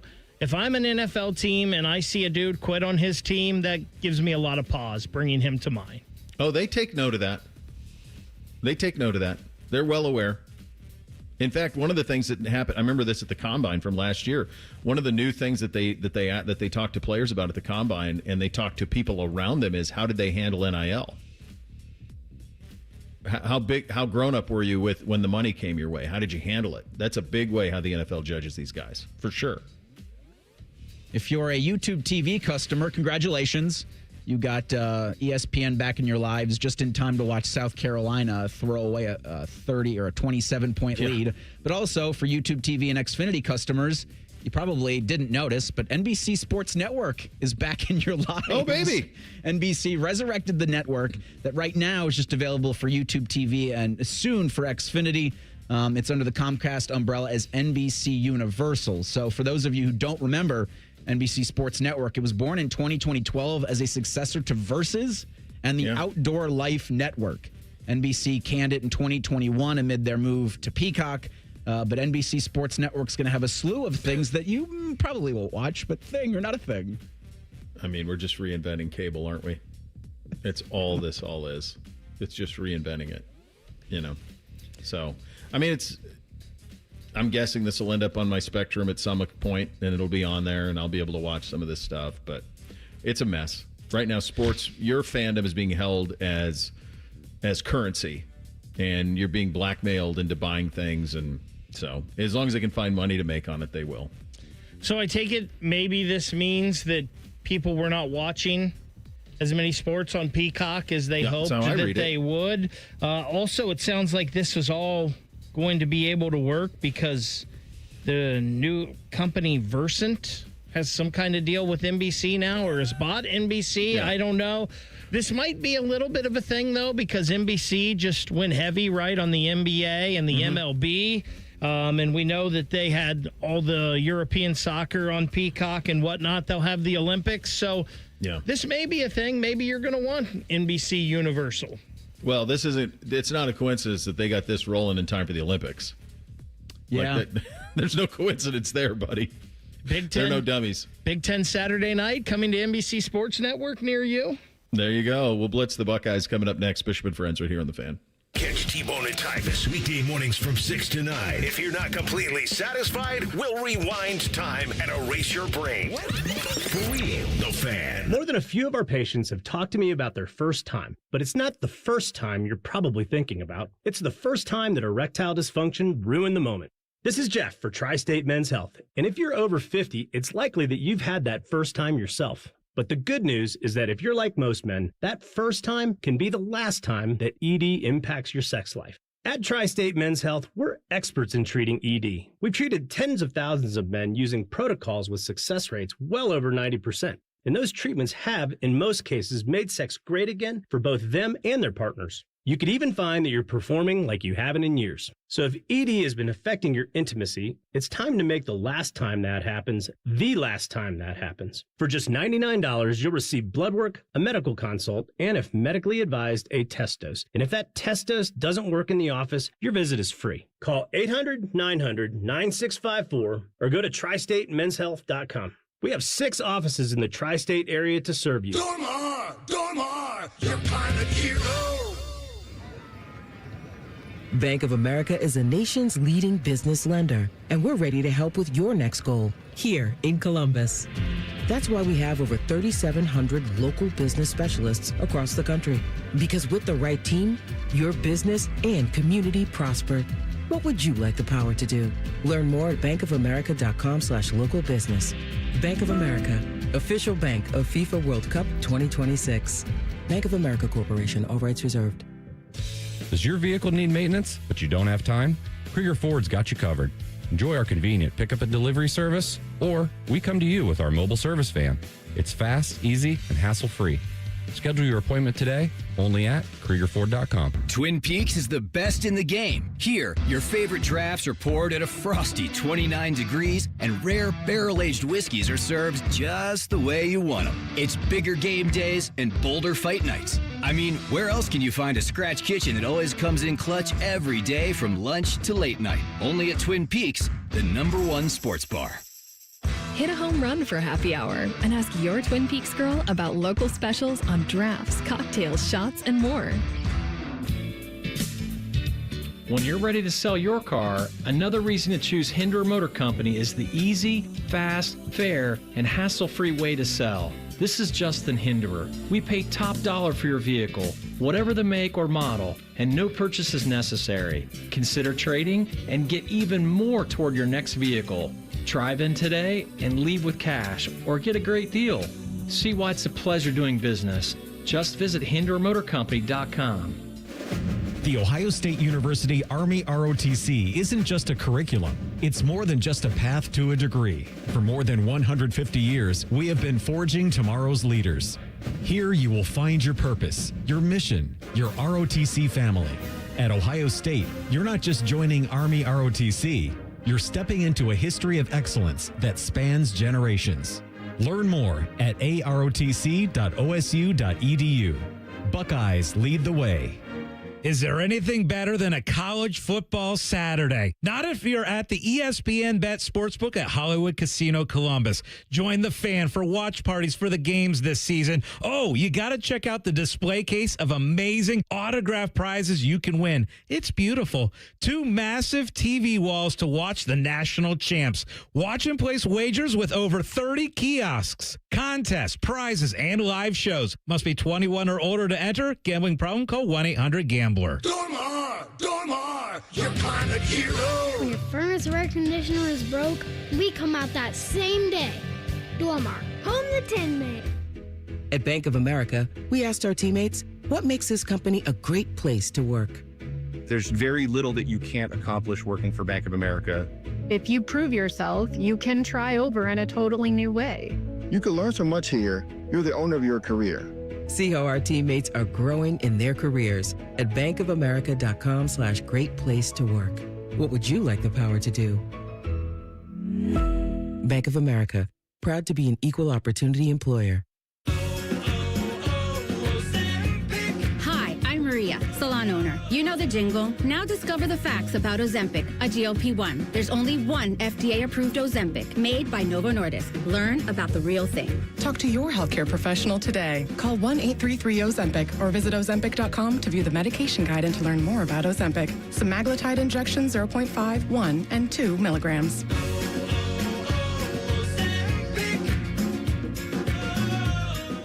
Broadcasting from the Lindsay Honda Studios. Honda makes the cars. Lindsay makes the difference. Visit lindsayhonda.com. WBNS-FM, HD1 Columbus. Good morning. I'm Eric Reeser. The Blue Jackets are back on home ice tonight. CBJ will host the Montreal Canadiens Monday at 7:30. We'll have that game on the Fan with coverage at 7. Jet Greaves gets the nod in net for the 5th straight game. Jackets start a 4-game road trip tomorrow night in Winnipeg against the Jets. In college football, number 1 Ohio State will hold Senior Day Saturday. Buckeyes host Rutgers at noon. Hear from OSU's head coach tonight on Buckeye Roundtable. Ryan Dale joined the program around 6:35. In the NFL, Week 11 wraps up Monday in Las Vegas. The Raiders host the Cowboys tonight at 8:15. And in college hoops, Ohio State's 4-0 following a 64-63 win over Notre Dame. Buckeyes will host Western Michigan Thursday night at 8 p.m. This update is sponsored by Germain Toyota, the best selection of new and used cars in Central Ohio. View their full selection of vehicles online at germaintoyota.net.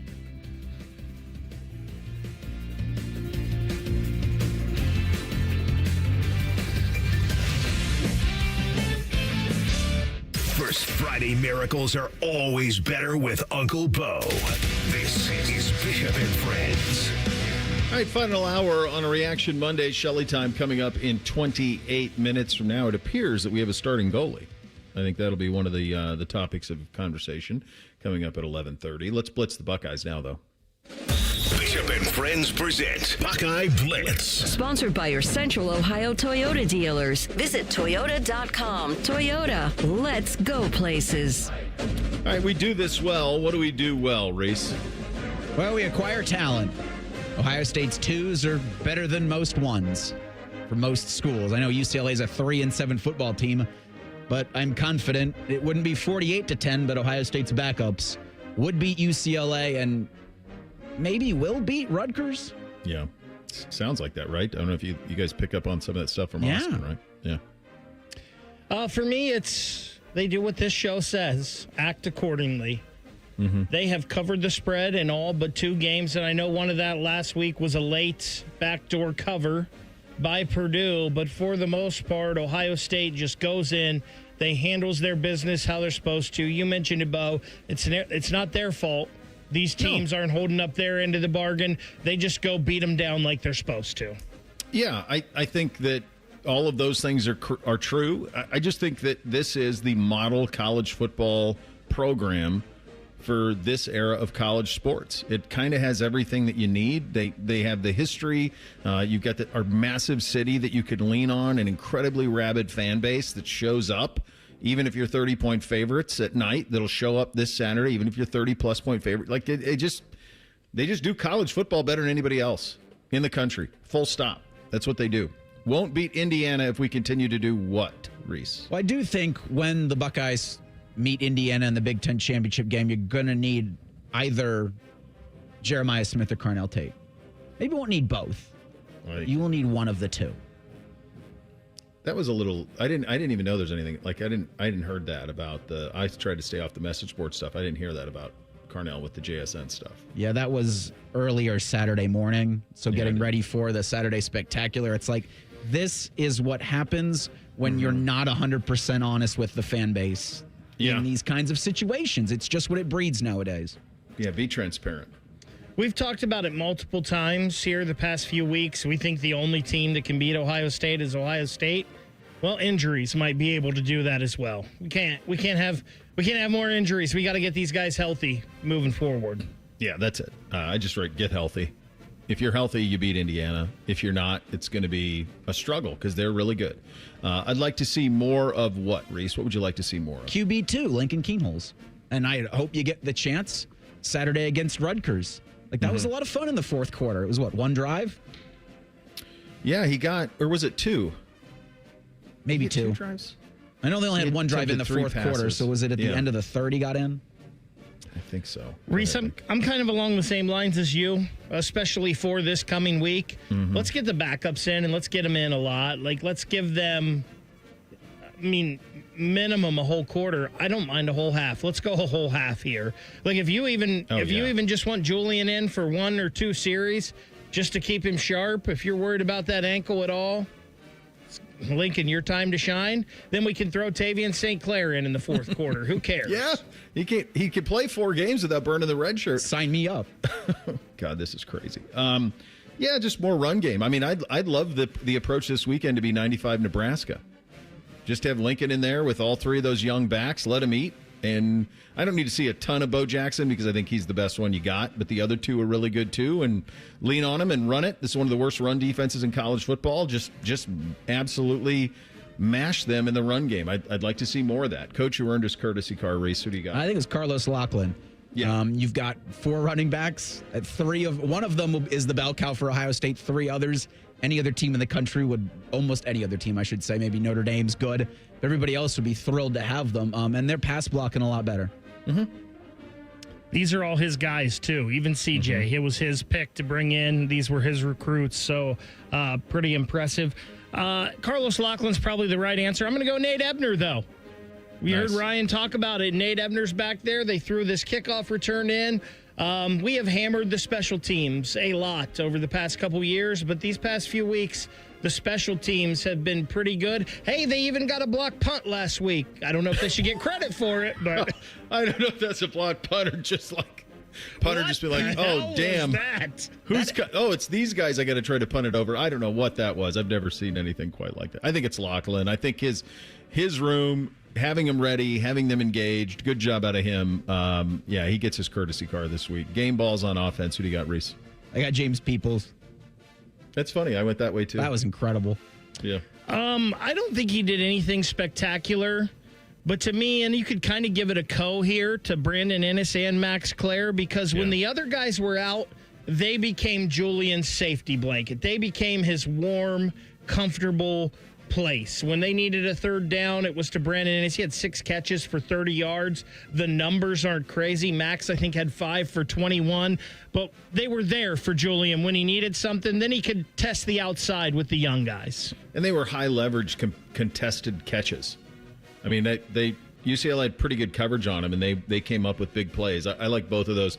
I went Peoples not just because of the hurdle, but because this was a kid who most assumed would be the starter week 1. He lost his spot, obviously, is now down in the pecking order, but when called upon, was ready to go. So I thought that was cool to see. And Bo, something's flipped in him the past couple of weeks. He had an issue going east and west too much. He's been more north and south the past couple of weeks, like he's seen from Jackson and West. Yeah, big upside, really, with all those guys. Game balls, defense. Who do you got, Reese? I'm going to give it to Lorenzo Styles because I count special teams on defense, but I think you could give it to Larry Johnson because you see that commit they got over the weekend. Dre Quinn, the 4-star, committed to Ohio State out of Georgia. There you go.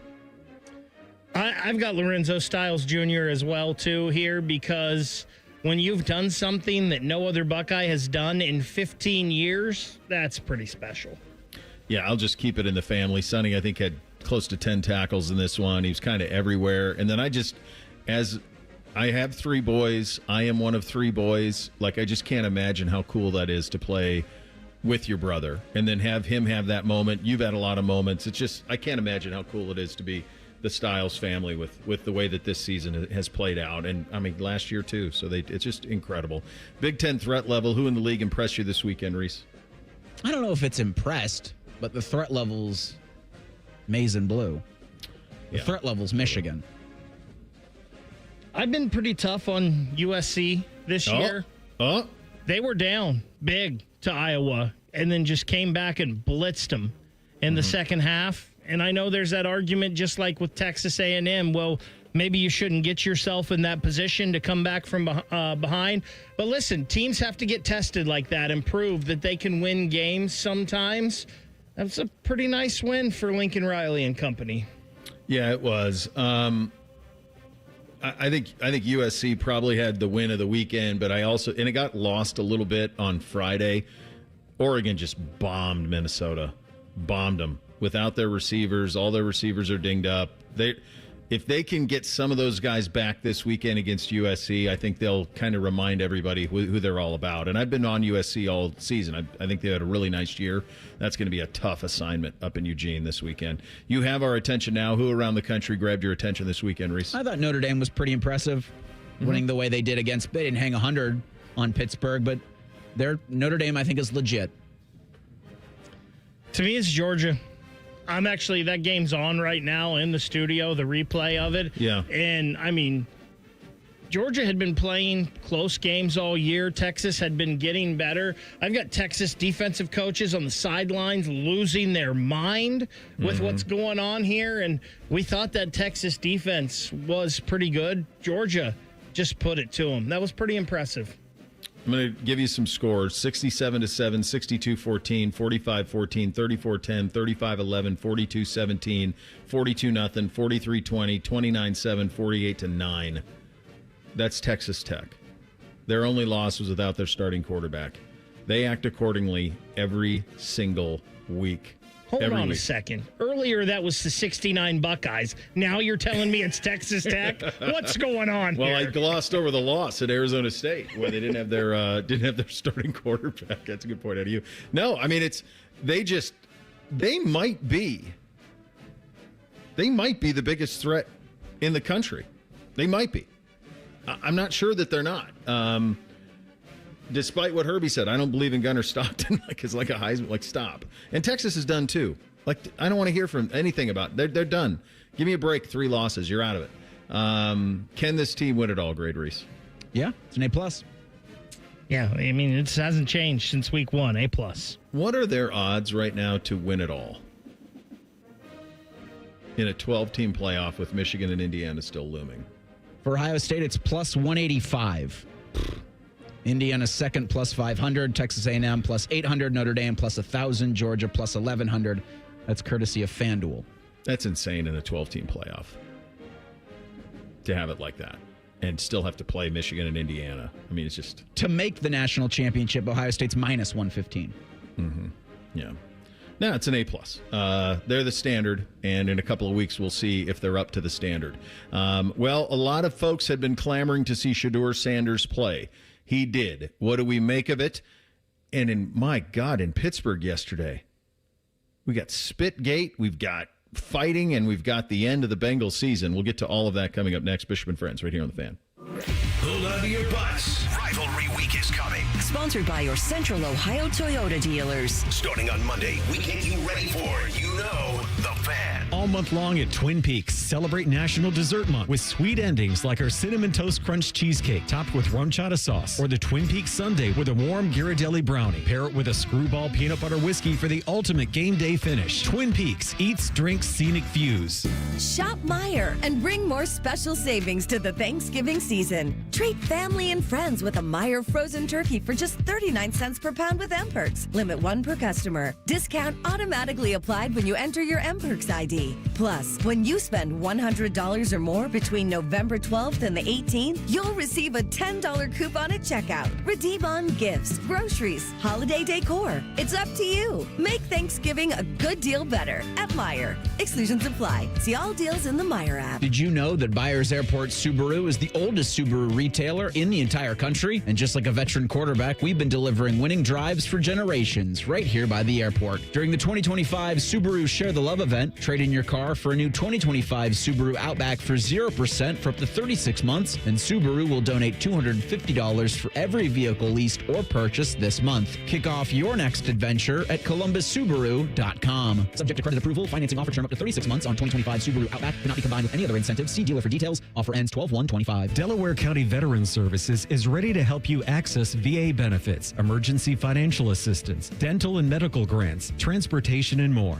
Give Delaware County Veterans Services a call, 740-833-2010 to schedule an appointment. Getting cold feet? Call Care Heating and Cooling and we'll fix your furnace fast. Call 1-800-COOLING. When the coach speaks, we listen. Ryan Day's weekly press conference comes your way every Tuesday at noon. Sponsored by the Roofing Guys. For all your roofing, siding, and gutter needs, contact the Roofing Guys at theroofingguys.com. The Fan, Ohio sports destination. This sports report is brought to you by Bet365. When it comes to sportsbooks, Bet365 has it all. Download the app today and see why it's never ordinary at Bet365. Gambling problem? Call 1-800-GAMBLER. 21 plus only. Must be located in Ohio. At the Ohio Lottery, we make Keno fun. Your way. That means every few minutes across Ohio, 20 out of 80 possible numbers are randomly picked. And if some of the numbers you picked match, voila, you're a winner. Keno doesn't require you to know a single thing about sports ball or overs, unders, pluses, minuses, or lines, or whatever else. Keno is as simple as, did some of my numbers match? They did? Great. You just raked in some dough. There are more than 20 hours of Keno draws every day and thousands of places to play statewide. Lottery players are subject to Ohio laws and commission regulations. Play responsibly. Hello, it's John Kozik, founder and president of TurboTrack Realty, and I buy real estate as is fast for cash. Give us a call today for an all-cash offer at 614-470-2000, 614-470-2000. I buy vacant properties, inherited homes, divorce situations, death in the family. I even buy my tenants won't pay me the rent houses. Give us a call today for an all-cash offer at 614-470-2000, 614-470-2000. Fan weather. From the Logan AC and Heat Services Weather Center. We will have a sunny day ahead, but don't let that fool you. Afternoon temperatures getting into the upper 40s only, and then for tonight, lows right around the freezing mark, which will start off with rain going into daybreak on Tuesday, but could be mixing in with some snow toward the morning commute, but little to no accumulation is expected. Turning over to all rain as we head into Tuesday afternoon as highs climb in the mid to low 40s. For The Fan, I'm meteorologist Meredith Garfalo with the 10 Weather Impact Forecast. The only thing better than watching football is talking about it. So we invented Reaction Monday. Sponsored by the Roofing Guys. The Fan. If you say something with enough confidence, it must be true. You're listening to Bishop and Friends. I think there is a massive disconnect between how people perceive the NFL to work and how the NFL actually works. And I think the best example of this is some of the questioning post-game after the Browns lost to the Ravens, where Shedeur Sanders was put in the second half of the game because Dylan Gabriel went out with what felt like a concussion. And so Shedeur Sanders got his first reps, which is something people had been wanting for a long time. And I saw Daniel Oyefusi with this tweet. Kevin Stefanski confirmed second half of today's game was Shedeur Sanders' first snaps with the first-team offense since he was drafted by the Browns. Yeah. That's how the NFL works. Okay? He was the fourth string quarterback in camp. He's been the backup quarterback for the last 6 weeks. Backups don't get reps with the ones. That's not how the NFL works. This isn't high school football. It's not college football. They have a finite amount of time. The starter gets the reps. It's team offense, team defense. This is the job. That's what it is. The best way to prepare a young quarterback, and it's on their own, and that's why one of the biggest beefs that NFL, if you were to go to an NFL general manager coach with young quarterbacks, one of the biggest beefs they have is there's not enough time in practice. And these guys don't get a chance to go play games. I do think that, like, what's the football we're getting here? The XFL, UFL thing? Is it UFL? Yeah. UFL. Okay. Ideally, Shedeur Sanders would come down here and play in the UFL and play 10 games running an NFL offense. And Dylan Gabriel would do the same. That's ideally how it would work. But that is not how the NFL works. People all up in arms. Why hasn't he gotten any reps with the ones? Because it's the National Football League. You think anybody who's the starter isn't taking every rep they can get? It's not training camp. I mean, just delusional stuff. That being said, I think a lot of what happened in the second half of this game is going to lead to, I think, a fascinating decision for Stefanski when or if and whatever the Gabriel situation is with his concussion. Because Dylan Gabriel was obviously much more prepared to play quarterback. Dylan Gabriel has some physical limitations, it appears, arm strength-wise, that Shedeur Sanders does not. Shedeur Sanders has some habits that have to be coached out. You can't just drift in the pocket in this league. It ain't working. You can't reverse pivot out of a sack without it being problematic. But he did put a ball on the screws in the 2-minute drive to Gage Larvin that is as good a throw as you're going to see. So that's in there too. And all of this stuff was on tape, right? All of this stuff was on tape when it comes to Shedeur. So they lose again, 23-16. They had the lead for much of it. A Miles performance, 3 more sacks for him. I mean, my God. Defense scores a touchdown, like all of the things, but they have trouble executing the forward pass. Whether it's Dylan or Shedeur, they have trouble executing it. They just don't have weapons on the outside that are fearful. There was one sweet throw from Dylan to Tillman, where he piped it down the seam. That was a really nice throw. But they don't really get much of that. They're basically playing the entire game offensively in the red zone. Now, Shedeur allows them to play outside of it, but what did he end up? 4 of 17 or something? 4 of 16? 4 of 16. Yeah, so obviously that's not going to cut it either. I heard some people, and I think Brother Bone was saying this as well this morning, talking about I want to see the Browns push the ball downfield. I want to see the Browns to who? Mm-hmm. Who are we pushing the ball downfield to? Yeah, it's limited. That's what I want to know. Like, I understand that's all great, and you want to be able to do that. There's no deep threat on this team. Could Isaiah Bond maybe grow into that at some point? Who knows? But who do you suggest you push the ball downfield to? And it's tough to watch any quarterback play behind the offensive line that the Browns have. And as soon as Shedeur goes in there, of course, the Ravens send the house. And we were on a text thread with Tyvis, and I said, if you're the Ravens, don't you just blitz every single drop back? You don't even bother trying to cover anybody down like 5 yards down the field. And for Shedeur, he stopped running in the wrong direction more. So there's enough there for me to say, just give him the week, let him play against the Raiders. And now, of course, you lean on what's with, how's Gabriel doing it? He's in concussion protocol. But I don't see any point throwing Dylan Gabriel back out there because you've got some time to see what Shedeur can be. And the thing that I think we've been the most consistent on with this Browns season is you have to figure out if one of these two can be a guy you bring back next year. And I don't necessarily think that's going to be the case, but why can't you see more of Shedeur? The wins aren't going to come. You might get one win the rest of the way, but maybe see if you can get Shedeur to play better week after week. Yeah. He was asked post-game how he played. Here's Shedeur Sanders on that. I don't think I played good.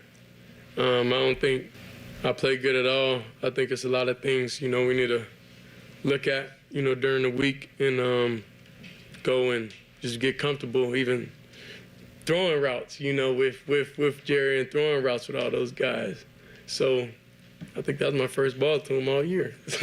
But other than that, I just think overall we just got to go next week and understand so then we have a week to prepare stuff I like to do. He was asked if he thought it would be better with a week of prep. Here was his answer to that. No, the most I could ask for is opportunity. See, like that's an uncontrollable thing that I'm not able to control, and that's not nothing I should speak on. Just being the quarterback of this team, this franchise. They gave me an opportunity. I ain't do up to my expectation enough to get us a win. So I just got to take that one to the chin. Yeah, I mean, Dylan has started a lot of games. And now he very likely will get a chance to start some games. And now he's going to get the reps. And now Dylan won't get reps. Like, that's how the NFL works. I mean, just to explain it. Like, that's how it works. Like, people crying about, well, is he getting 1 reps? No. Backups don't get 1 reps. That's not the NFL. Backups have, and I want to say, like, there's a great thread Luke McCown put out about this on X. I think it was in response to Daniel Oyefusi's tweet about where Shedeur gets asked, and McCown's like, that's every team. Yes, you're a late round pick, a 5th round pick. You've not been the backup at all during the season. No, you don't get reps with the ones. That's how the NFL works. Yes, and even when you are the backup, you don't. That's not how it works. You don't give reps to backups. You don't. Not quarterback. Your starter needs all the reps. Tom Brady's not giving up reps. You think New England was working in Ryan Mallett?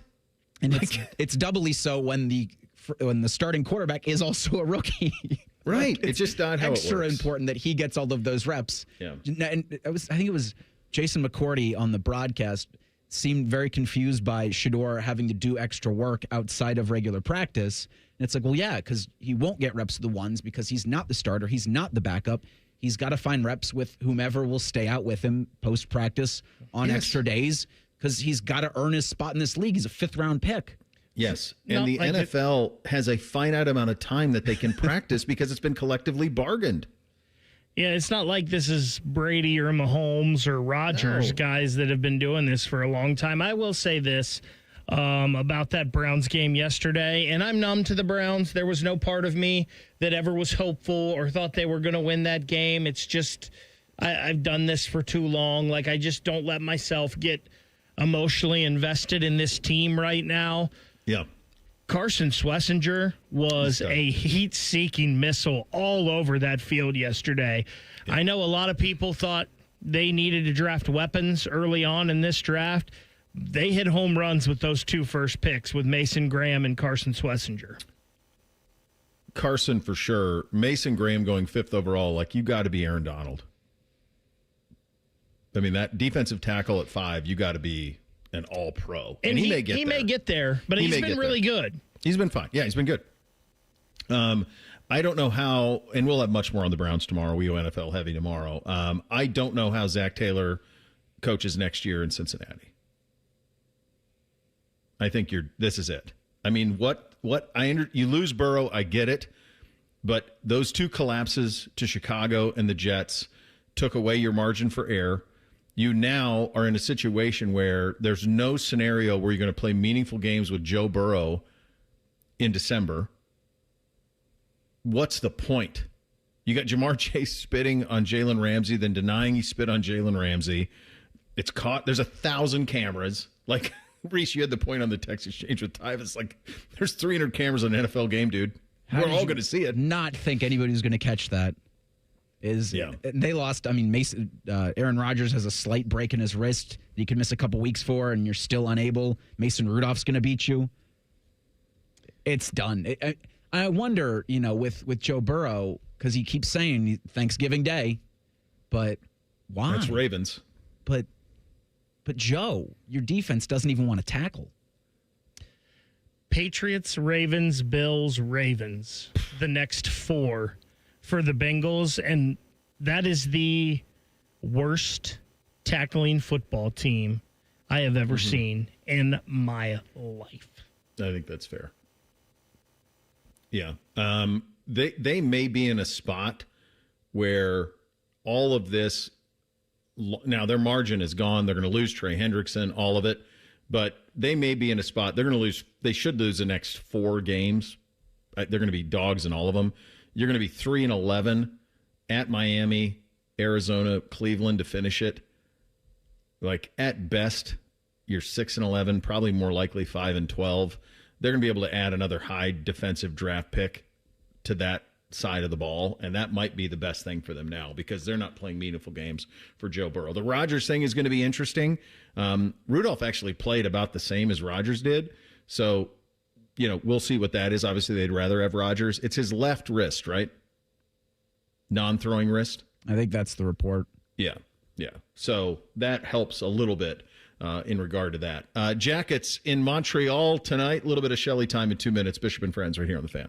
More than a few of our patients have talked to me about their first time, but it's not the first time you're probably thinking about. It's the first time that erectile dysfunction ruined the moment. This is Jeff for Tri-State Men's Health, and if you're over 50, it's likely that you've had that first time yourself. But the good news is that if you're like most men, that first time can be the last time that ED impacts your sex life. At Tri-State Men's Health, we're experts in treating ED. We've treated tens of thousands of men using protocols with success rates well over 90%. And those treatments have, in most cases, made sex great again for both them and their partners. You could even find that you're performing like you haven't in years. So if ED has been affecting your intimacy, it's time to make the last time that happens the last time that happens. For just $99, you'll receive blood work, a medical consult, and if medically advised, a test dose. And if that test dose doesn't work in the office, your visit is free. Call 800-900-9654 or go to tristatemenshealth.com. We have 6 offices in the tri-state area to serve you. All the folks at Buckeye, night or day.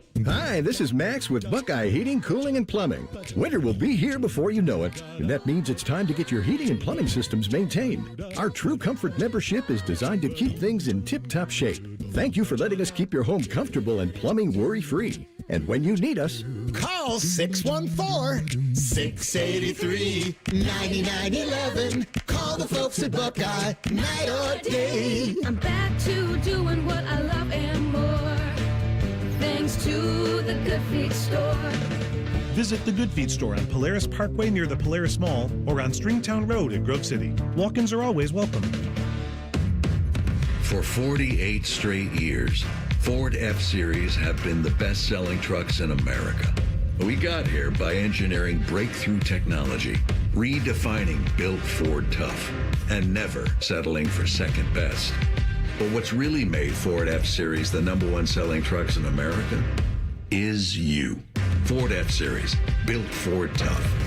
Based on 1977 to 2024 calendar year total sales. Give the gift everyone wants. Fun in your own game room. Billiards Plus has gifts for everyone. Pool tables, shuffleboard tables, card tables, grills, and more. With professional delivery and installation, you'll beat the last-minute scramble. Reserve yours now. Billiards Plus on Dublin Center Drive in Dublin. The Fan Guest Hotline is sponsored by Columbus, Worthington, Air, and Bryant. Doing whatever it takes to keep you and your home comfortable. The Fan. The Gloves.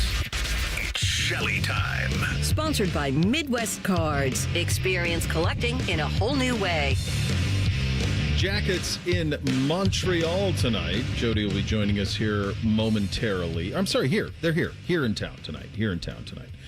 For the Canadians here in town. Canadians rolling 10-6-2 early on this season. Jackets 9-7-2. You were there Saturday, Bake, for the loss to the Rangers. Good to see Doobie back in the mix and some of the other guys as well.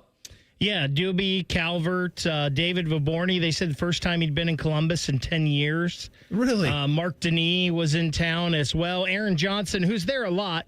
He's like a player liaison with them. Mm-hmm. He helps players get adjusted. He was not there because he wasn't feeling well. So a bummer that AJ couldn't be there. But, yeah, pretty nice to see all those guys. And Doobie still gets one of the loudest cheers of anyone in the crowd. He's one of the all-time fan favorites, I think, because of just the passion. And he was the way he attacked the Rick Nash trade was just so welcome by everybody here. And then he just played with his hair on fire. The way he attacked Sidney Crosby, people really liked. That too. Yeah, that helps too. Does he still live here locally? Yes, he does. That's what I thought. I believe he has, I think he has a couple of businesses. I believe he has a limo business that he owns and maybe something with construction or development, something like that. Okay. He had one of the greatest athletic performances that I'd ever seen in my life. We were taping the wall-to-wall sports celebrity golf shootout at Columbus Country Club, the absolutely perfect Columbus Country Club. And it was Blue Jackets versus everybody else. So it was like former Buckeyes and everybody against Blue Jackets. So we had aired on wall-to-wall sports in the summers. I know Jody played in it too, and we'll talk to him about it when he hops on. But Dubinsky was supposed to play, and he had flown in the night before from Alaska and was on no sleep, absolutely no sleep.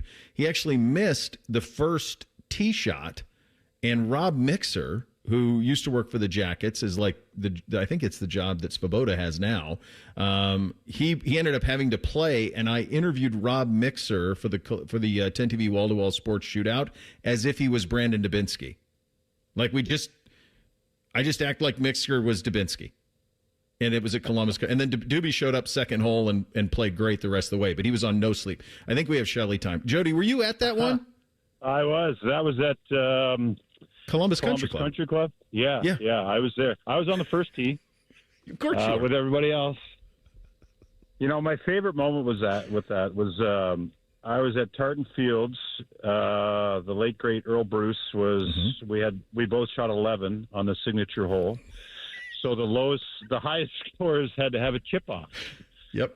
And I put my ball next to the green, right next to the water, and lined it up and practiced with 5 practice swings, and I put it about 4 feet on the green. I was like, oh, what a fail. And Earl Bruce just looked at me, threw his ball down, didn't even take a practice swing, and just put it within 8 feet, shook my hand, didn't say a word, and walked away, and I went home. And you can picture that, right? That's amazing. That's amazing. Yeah, the late great Earl Bruce. There was one of those we were doing at Tartan or at Double Eagle, and he was eliminated. And normally, when you guys were eliminated, we would make you guys do like the post game interview, and he didn't even. He was just walked out, just gone. I'm like, Coach, I got to talk to you. Just kept walking. I'm good. Yeah, and my greatest one was at the lakes. You know that? Yeah. I think it's number 10 has that big body of water on the right side. Yeah.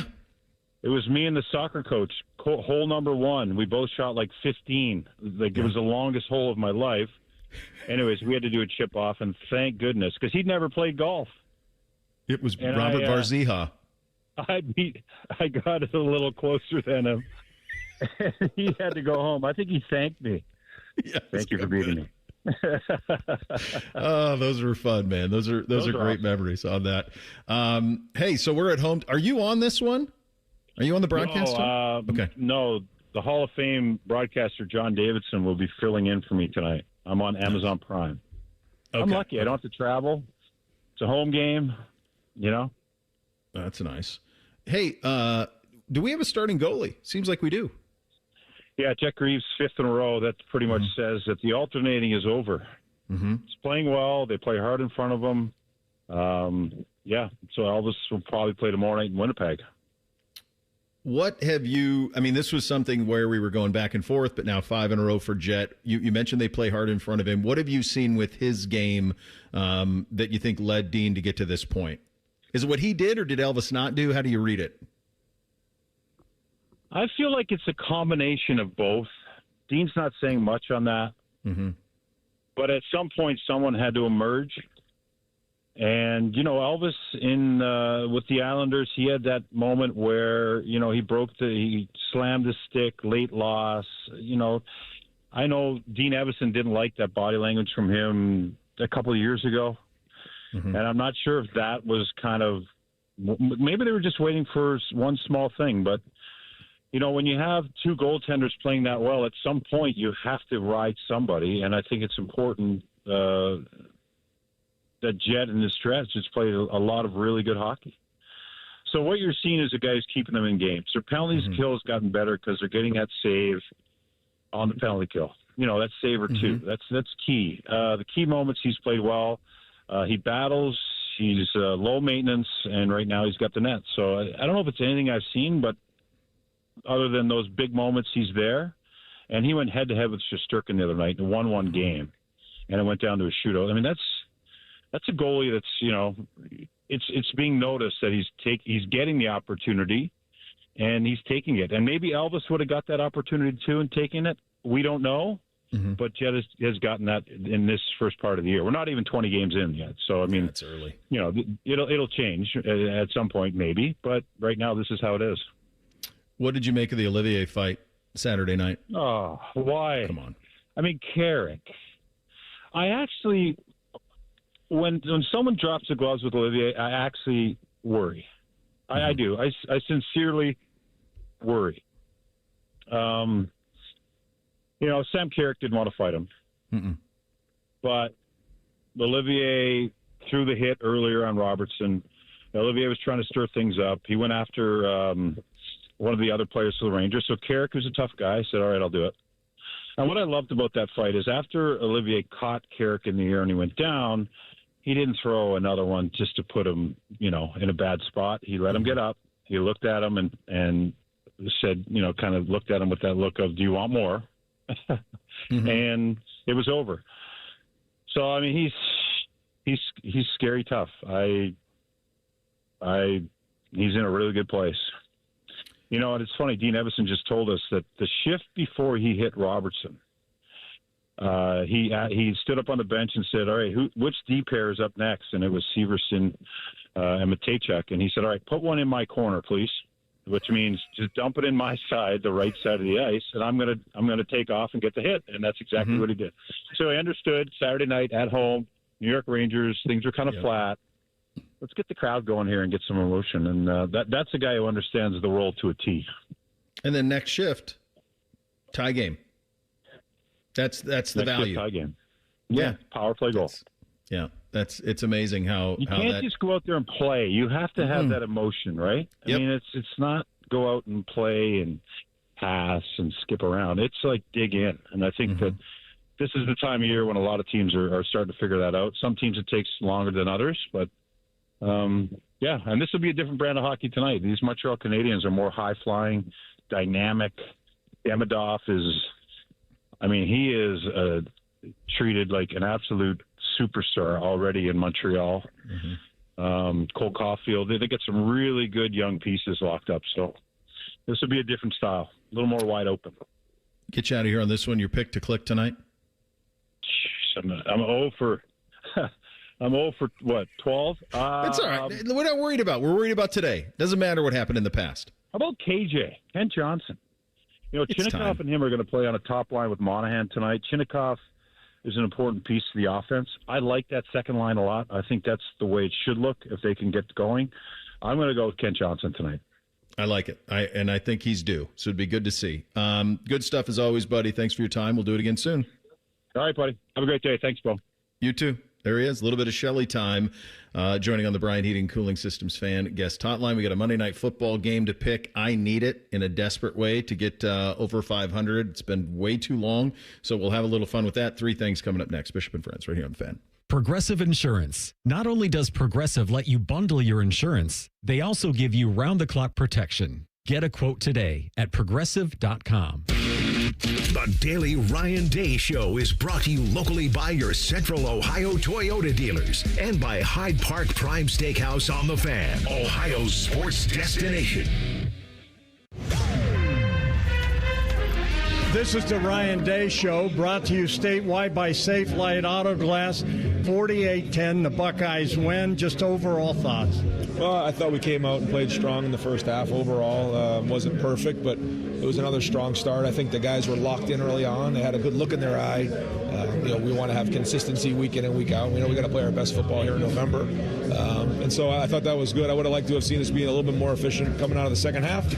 But it was great to see a kickoff return for a touchdown. That really ignited the sideline, and a lot of hard work I put into that overall. And we were able to get some of the starters out late in the game, and guys kept playing physical. I felt like late in the game we'll get on the film and figure it out. We'll have a final comment after this.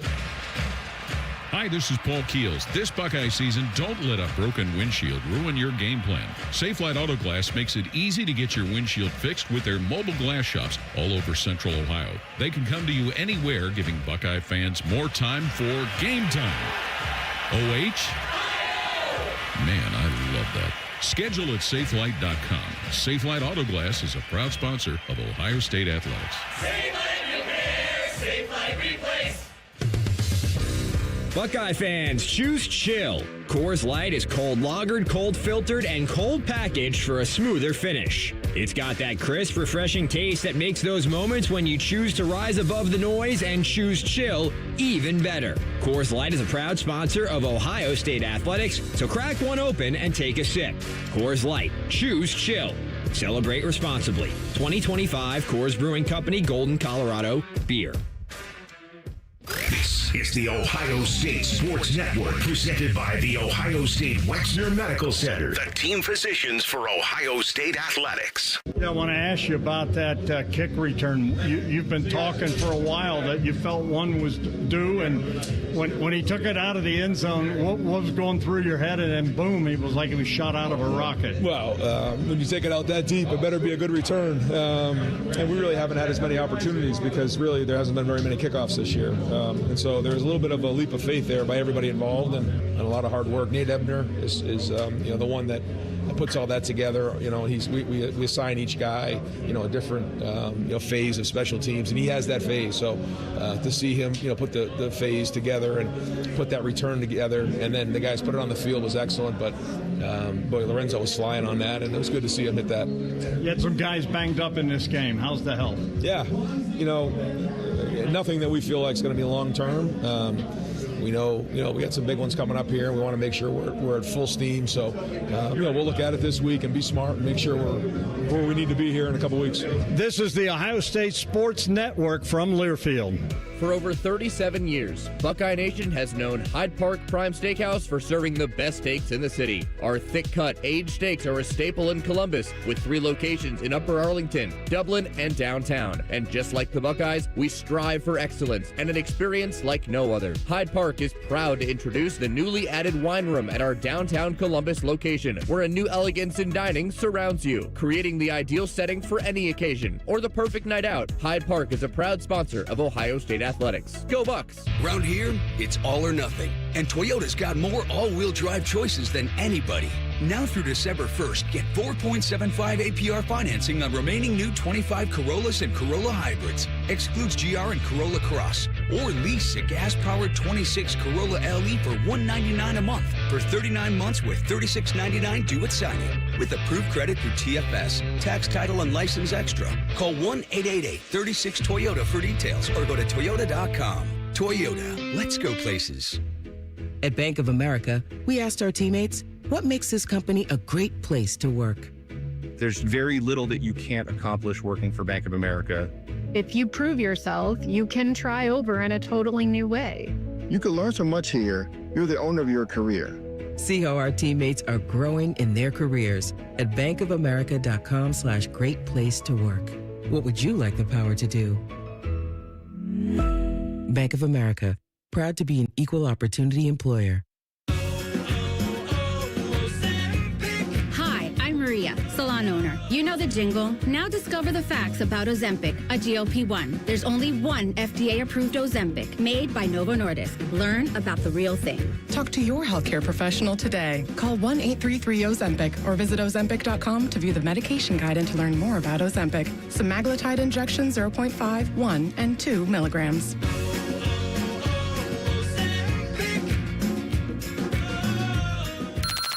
Bishop and Friends is sponsored by Diamond Seller, your true jeweler for over 75 years. The Fan, Ohio sports destination.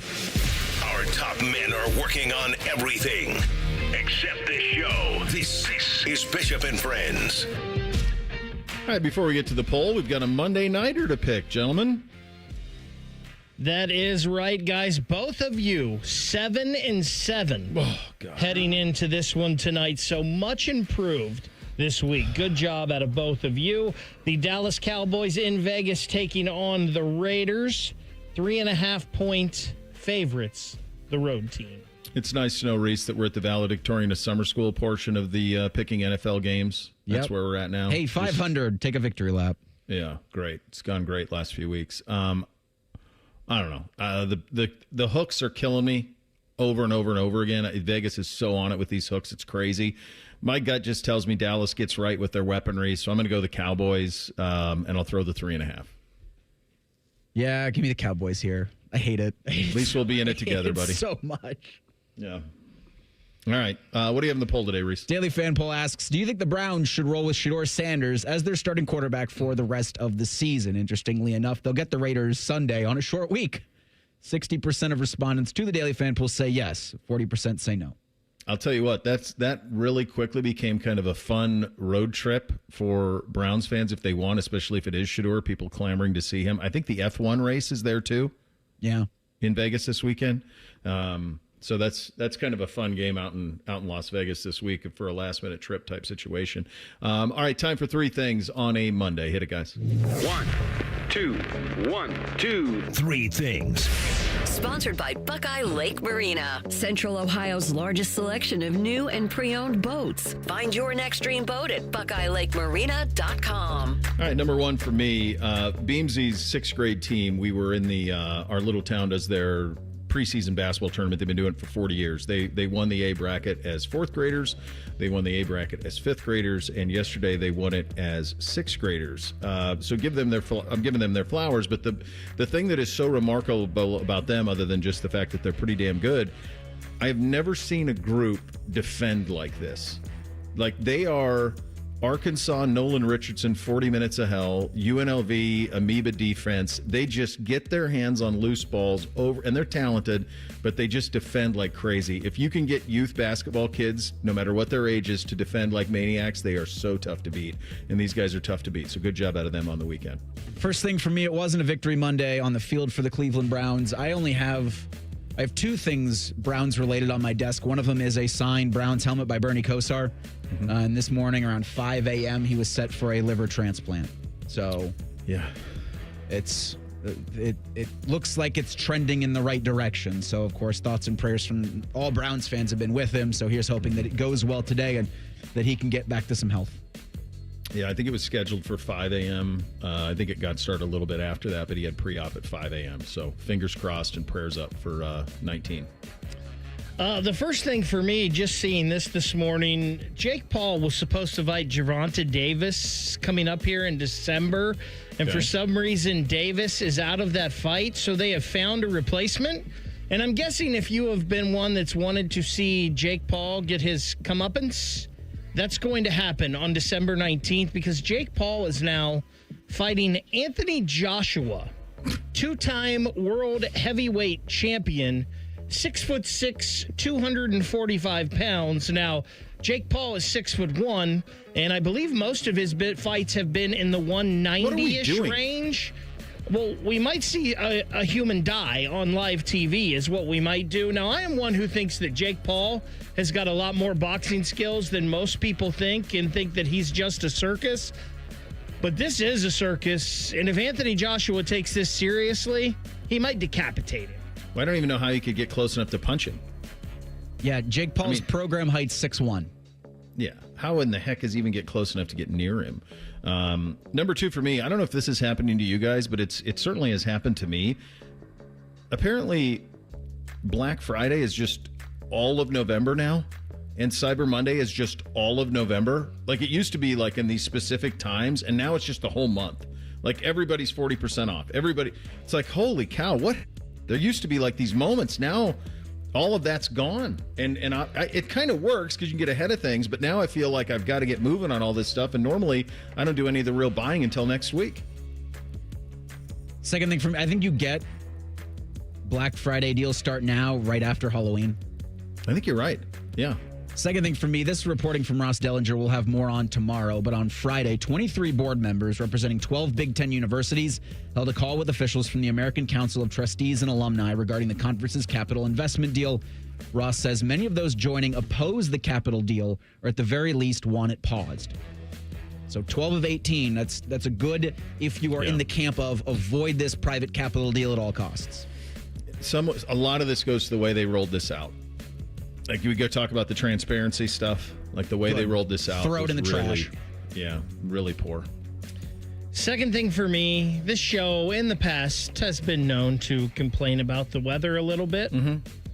But, man, were the weather and football gods great on Friday nights so far in Central Ohio. We have batted 1,000. We are 13 for 13. Perfect weather on Friday nights. November 14th, and you could not have asked for a better football Friday night, like 60 degrees, getting down into the 50s. Just perfect weather. Good job, Central Ohio, on that. Yeah, crushed it. It's been unbelievable all fall long. Finally, number 3 for me tonight. I was curious if this would hold up, so I had the boys watch a little of it last night, and I can tell you that it did. Ace Ventura, still funny.